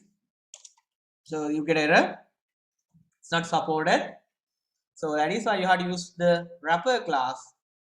The object wrapper class is actually our integer class, double class, char class. Those are the class that we discuss here. These are our wrapper class. See, double string. We have deleted something like integer. Those are the wrapper classes that we can see. Now, earlier other than that, there are something called vectors. I think you have heard that term in your C++, right? Have you heard about the term called vector? Now, this has been deprecated in Java. We no longer use it. The reason is very slow, and it has a threading problems with overclocking, and it synchronizes individual operations. So like when you have a multi-threading. Now, we don't need to discuss this today, but at the moment, just think it's like a very slow and overhead overlooking. So we don't use vectors anymore. It will not be able to be used. So aren't we able to use calculation with arrays? You can, right? Look at it. If you want to do a calculation, if you want to get multiplication like this, now let's try to get a formula. Now let's try to get the, let's say, area of this value. So you can try to do like this. Let's try to print it. Now here, uh, let's use the mid marks array. So now if you want to do some kind of area calculation, you can try to do it, right? So you can say double area is equal to, you can say, any marks dot get type. So that is to get the current index value multiplied by through, and you can get the square root multiplication, and this is double. Did I make a mistake?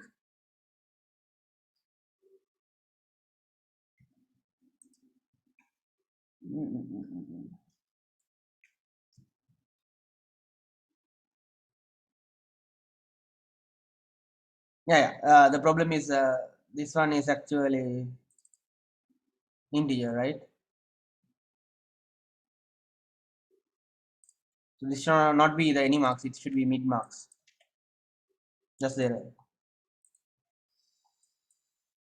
See, you can use multiplication. If you want to get a square root, you can say math.sqrd and get that elements multiplied by 3 and get a square root. Calculation can be done, right? Bilal, is that clear?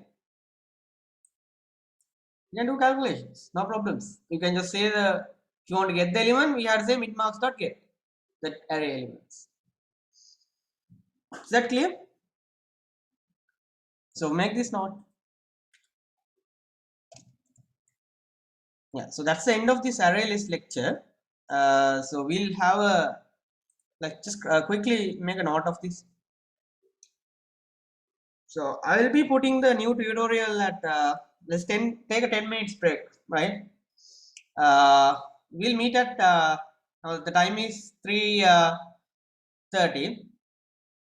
So I will leave the meeting as it is, like so that you can participate in the tutorial. So I will leave the meeting running. So you can take a 10 minutes break. You can then after that I will be uploading the today's array list tutorial. So then you can try it and do it. So we can practice together. I will record that as well. So make note. So remember the array list lab, I will be doing a recording. So you can try to follow that recording series and we'll see the answers. So I want you to do that. Most probably I will give it like the uploading within the this week of that week. Because if I were able to go to that office, because even I also having a difficulties going to the slate because of that the road are closed. That's the case. So if the situation like settle down next week, we'll anyway have a physical class. So make any notes. So we'll take a break, 10 minutes break. So while the 10 minutes break, I will be uploading the tutorial. So you can start doing it at, after you can try it, we'll discuss the answers. So I will not stop the meeting. I will just stop the screen share. At 3:40, you will be able to discuss the tutorial.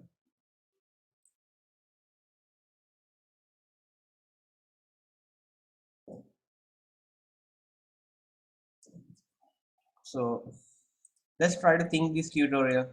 There are only 3 questions, so let's see some of your answers. Yeah, so this answer is actually correct. Now let's see how to approach this problem, right? You can see that there are 2 loops are there. So nested loop means what kind of a array that we can see?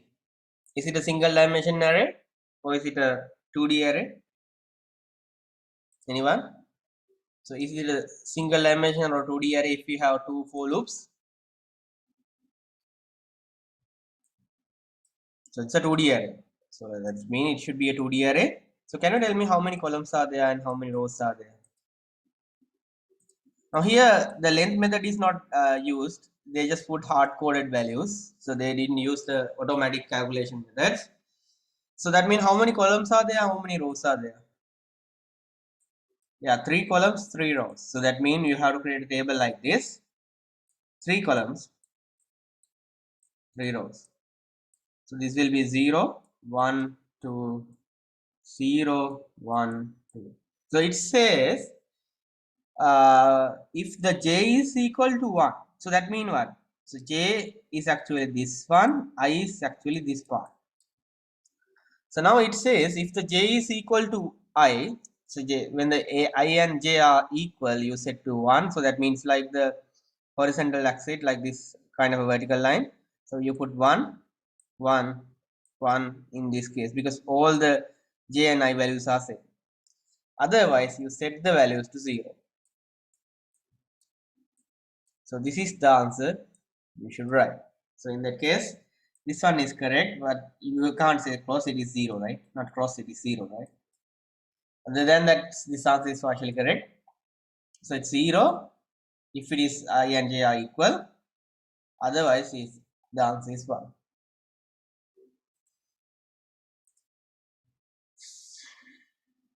So is that clear? The first question, all of you. Let's see some of your answers.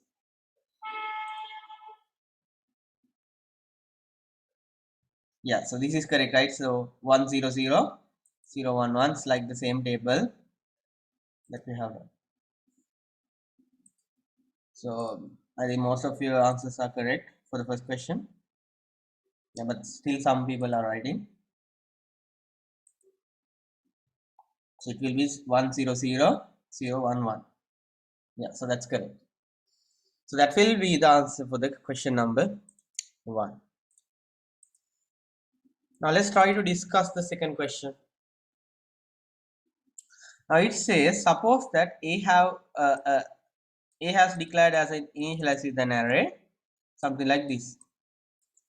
Double square bracket. This is a technique number 2. So this is the method number 2. So let's use the maybe inside it.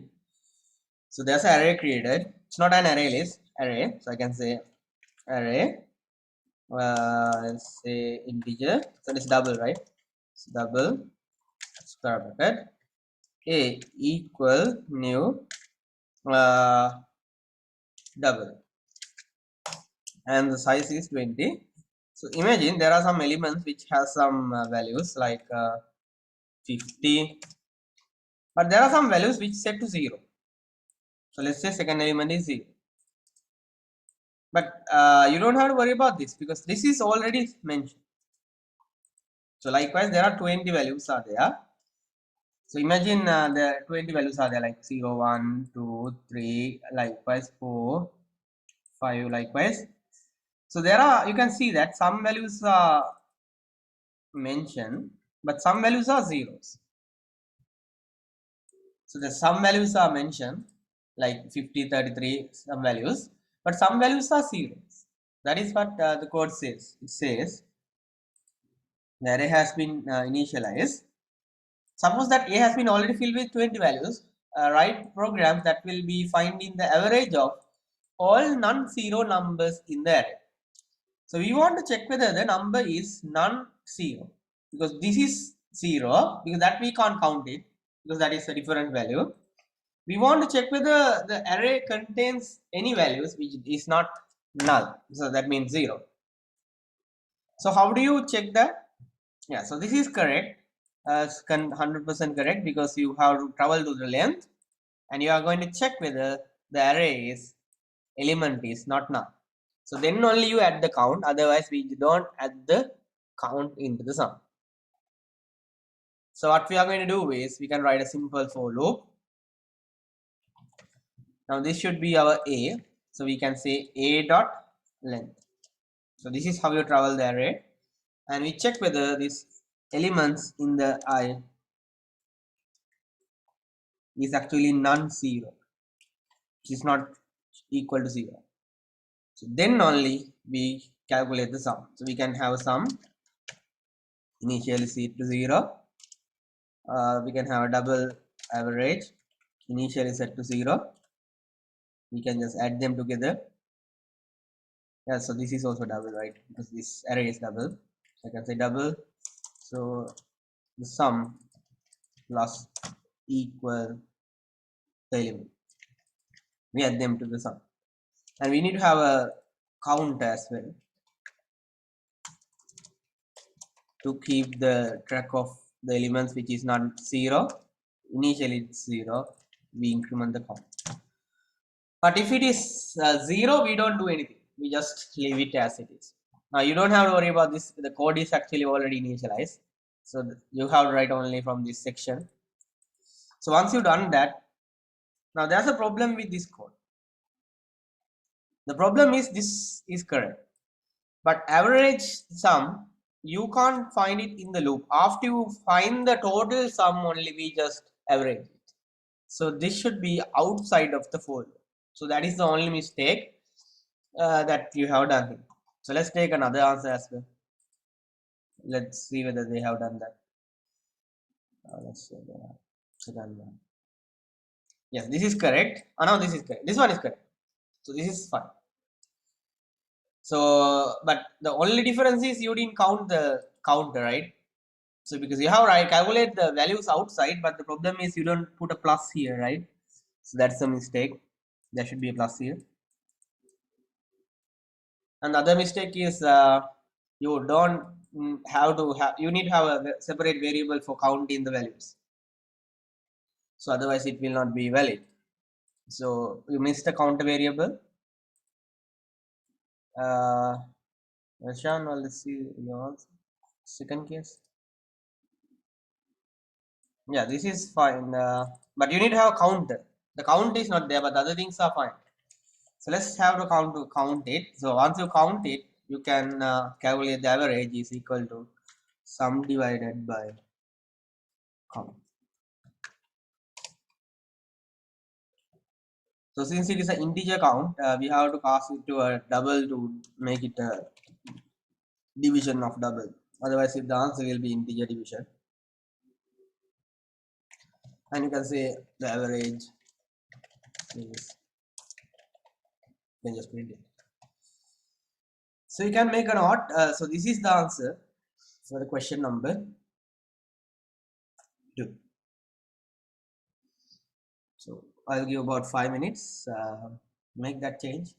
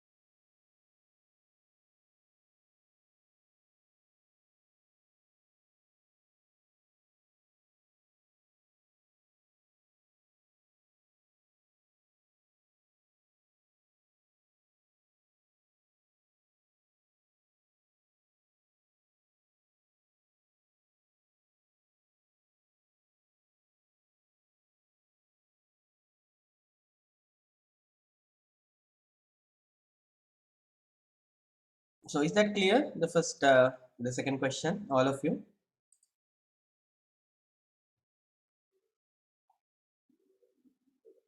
No issues with that, right?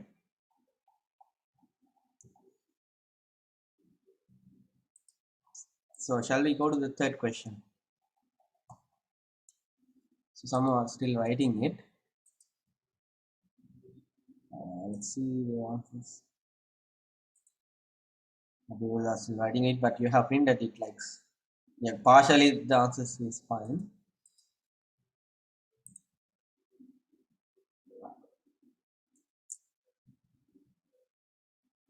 Yeah, still people didn't write it.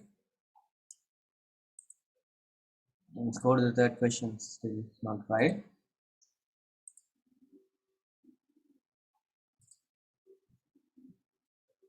Yeah, so this is an enhanced for loop that you have used to print it. Very good, right? So this is the correct answer. Uh, but the problem is this if condition is withdrawn. But you have got that approach correctly by going to the enhanced for loop. So let's first create the array. Before that, let's create the employee class, right? So I'm going to create the employee class. So let's create a class.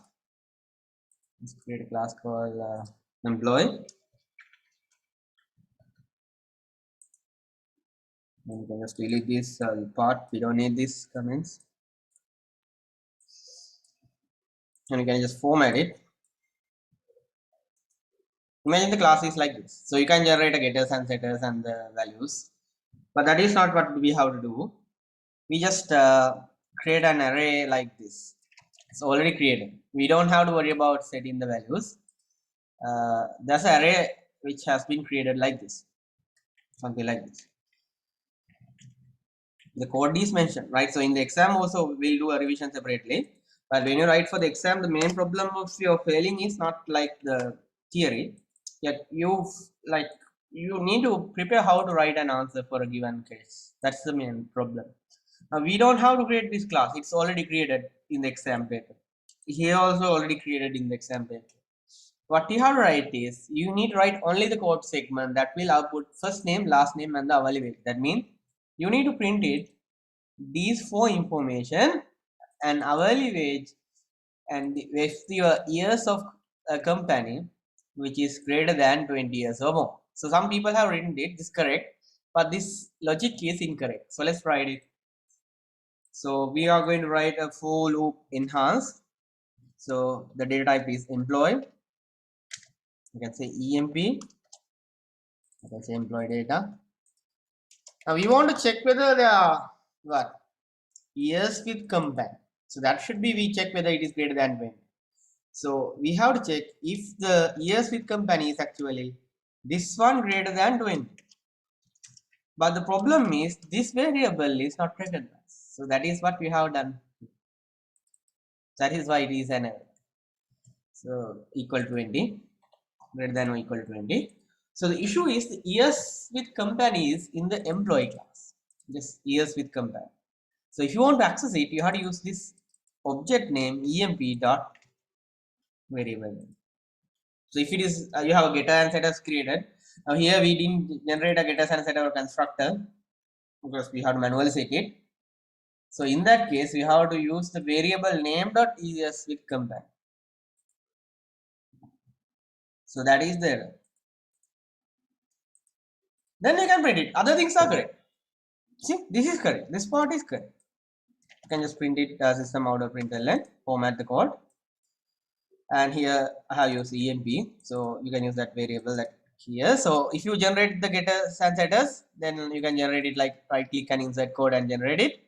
Otherwise, now since we don't generate it, we have directly accessible. We didn't make it private, and I'm in the same package, so I can directly set the values. Now this is not incorrect, right? You can have getters and setters also, but I will just directly print the values like first name. Because we don't use the getters and setters here. Last name and then I will wait like this. Let's format the code, and when you run it, you will be able to see the output. Now here it's empty, so that is why you will get error. So you can create several employees and see whether the experience is greater than 20, then only we will print the so this will be the last name. So let's see some of your other answers whether you have done up like that. You can do the normal for loop, that is fine, no problems with that. So if you print with the normal for loop, let's see, yeah, now see, this is a normal for loop, so that one is correct. See, so this one is 100% correct. But the only issue is you can't print it in first name, last name, always directly. You have to say employee data I dot first name. Employee data I dot first name. Employee data I dot last name. Employee data I dot hourly wage. Same like you check with years with compare. Is that clear? Those who written that answer. So you have to update this part. You can't just say first name. You have to say employee data I dot first name. If you are using a for loop, traditional for loop.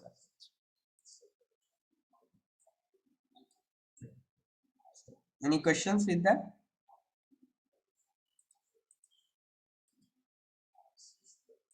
So is that clear, right? I think.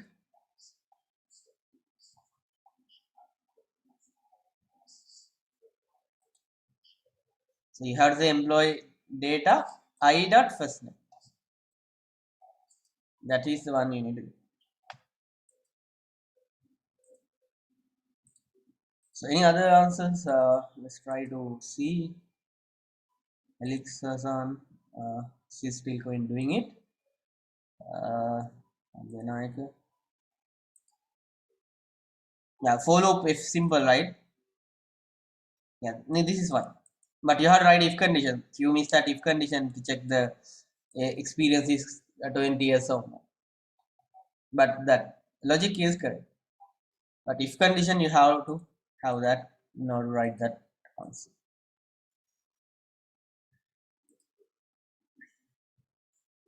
Yeah.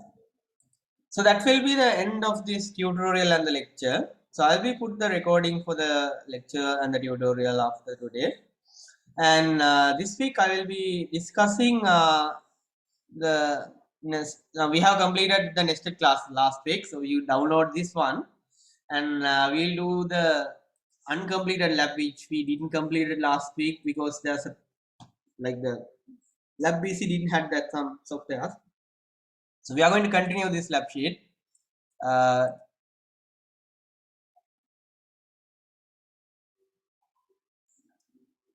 Now this is actually incorrect one. Okay. So this is a I think wrong lab sheet I have uploaded. Okay, let me correct it. Right. So I will change the lab sheet. Right. There's a incorrect lab sheet given. So that is why some people ask that the lab sheet. But yeah. So I will put the last tick missing lab sheet and we will do that lab sheet. I'll put a recording. So the next week we are going to continue on that. So make sure you follow the recording that I'll be uploading, because the reason that we have to do the labs on recording is like at the evening time we get a power card, and some of you also get the power card. So otherwise we can do something like this, like on a date, like for example on some of the day we can do it on like late at 8 p.m.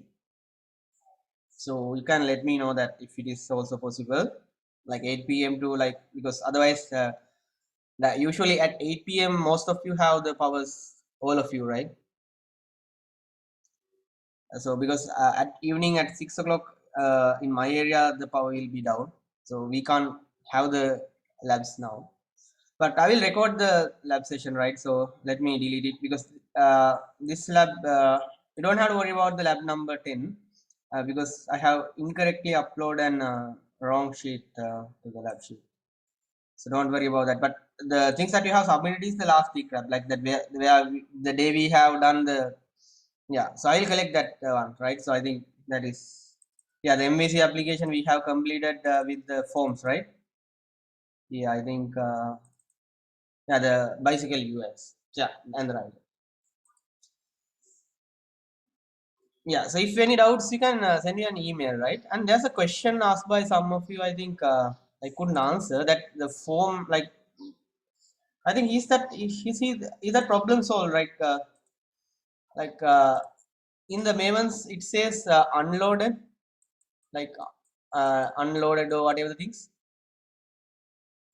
Like, so what I suspect is you have to check tools and click on the plugins and make sure that Java SE is installed. Like, you can just, if it is not ticked, that is why it is actually unloaded. You have right click and activate it.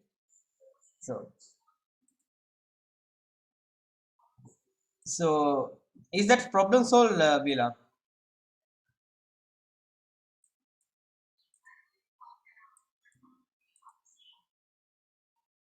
Yeah, is that problem solved? And there's another question asked by someone that I want to check that.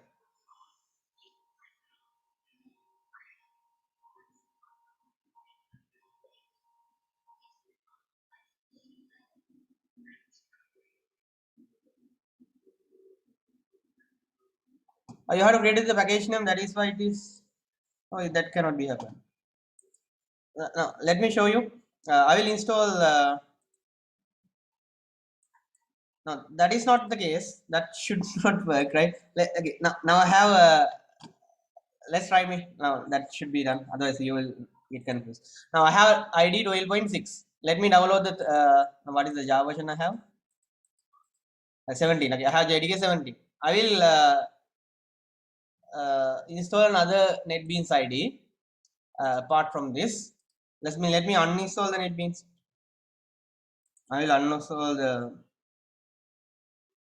uh, previous NetBeans and let's see whether the problem is there.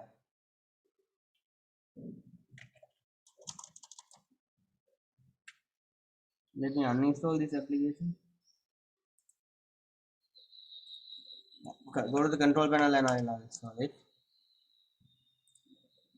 Because that should not, because I have tested with the Java 13 NetBeans, Apache NetBeans, right? So let me remove that previous version. That's good.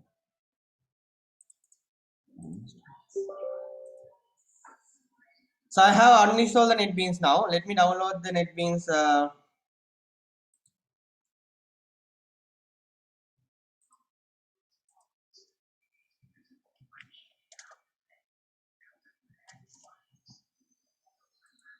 So this is the version that you have downloaded, right? I think all of you.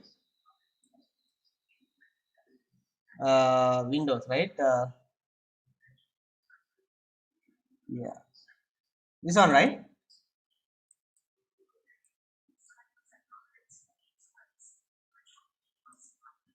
Yeah, let me install it. I'm in the same situation as you now, right? This is my personal PC, so it's not the office laptop or a desktop.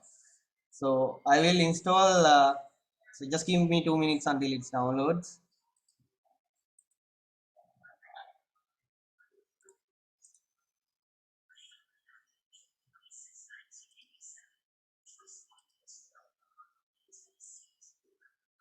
So network is very slow, so I have to wait 1 minute.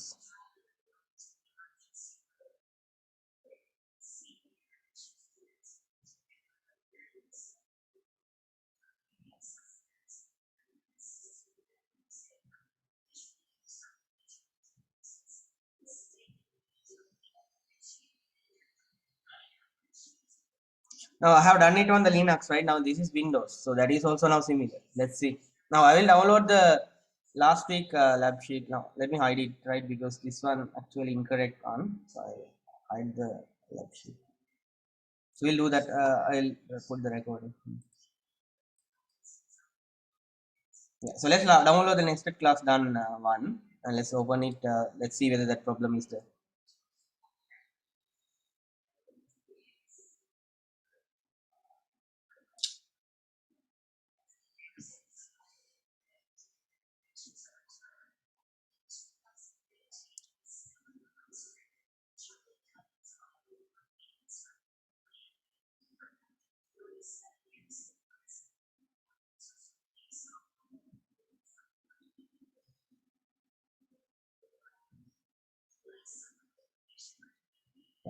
So look at the steps that I'm doing it. So I just install the NetBeans.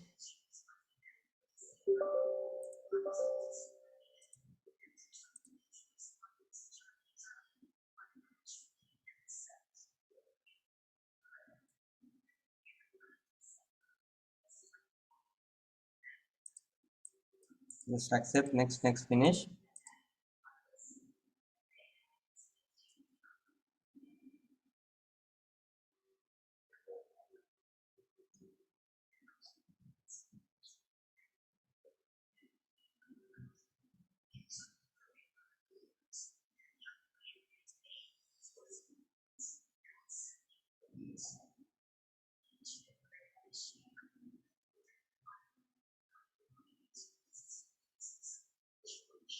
Yeah, so you can just download it. So let's download the zip file.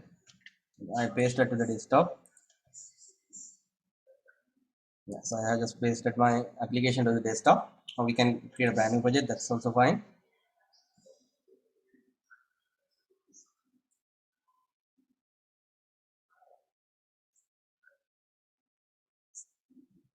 Yeah, so I just finish it clearing the installation completed. Now let's open the Apache NetBeans. Now this is NetBeans 30, right? It says, okay, do you want to import it? Just So Apache NetBeans ID 13. So it's a brand new one. So this is the version that you have, I think, right? New project. Now this is not activated, right? So first of all, you have to activate it. Go to the tools, plugins. Under the install version, just activate the Java. Activate it. So that will be able to activate the Java. So close it. File, new project. Java Maven's Java application. Next. Okay, let's create an empty project. Let's say test. Now here, I will not create the package. The since you mentioned that it is not allowed. Like let's say lk dot split academy. And I don't want to create a package. I just remove it. Just click finish.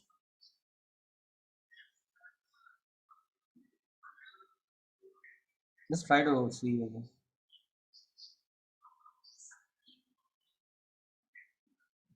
What is the dependencies?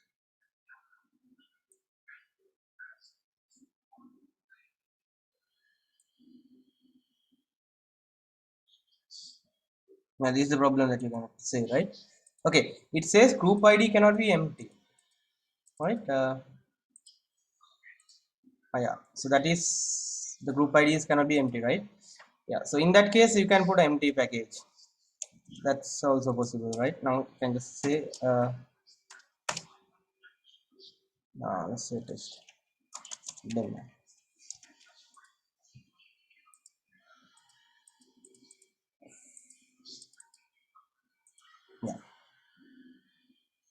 Yeah, and so what did I did this under the you can just remove the package name, like here you can just remove the package.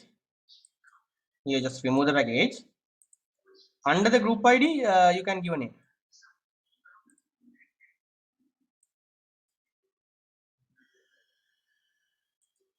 Now this should be loaded, right? Is that clear? I think Villa and those who had that problem. So this should be the group ID and test. Now let's open that project. Now I'm going to open the project from the last week, right? That I just pasted the desktop. So I just click file, open project. Now you can get this version, like the completed version here, nested done. Select the desktop. Like this is what we have done. I'll close this one. We don't need this. Yeah, so are we getting an unloadable issue? No, right? Let's try to run this.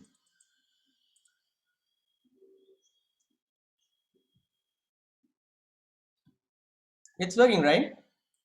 So you need to have this group ID. That is the main issue. It is unloadable, not the package name.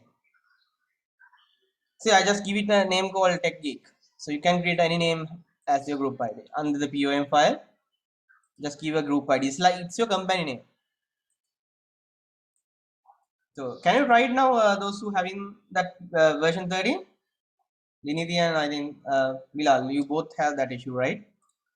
So I think this is the version, right? That means 13, right?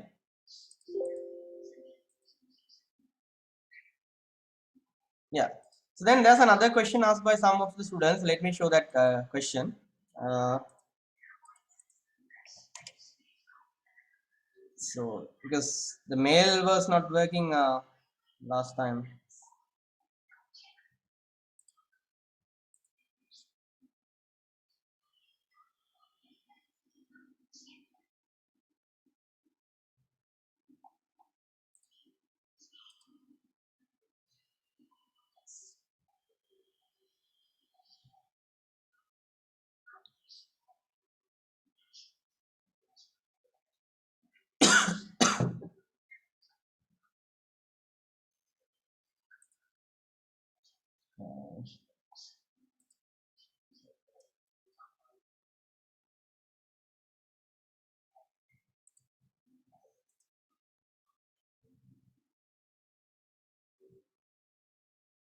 Yeah, this one.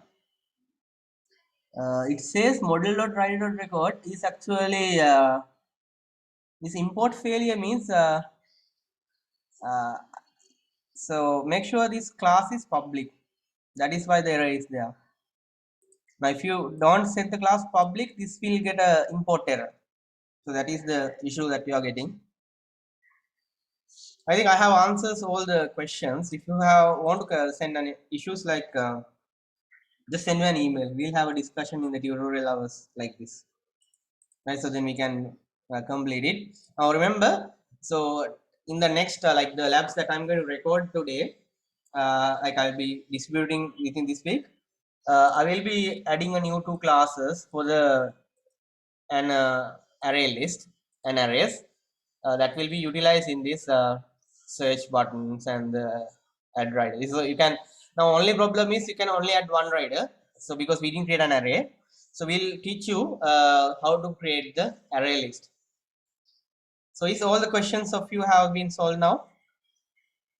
All of you? Any more questions? So shall we wind up the session?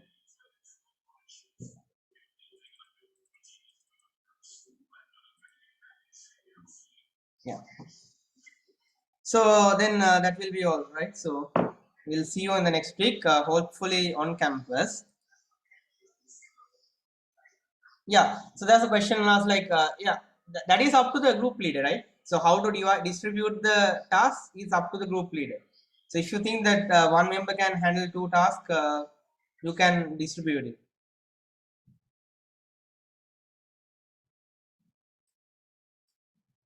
So that problem solved, right? So how to handle it is you entire up to the group leader. The Friday lab, if you have it or not, they will provide the description in the page, in the not on the WP page, in the DCCN page, right? So we'll see on the next Wednesday, hopefully, on this time. Thank you very much.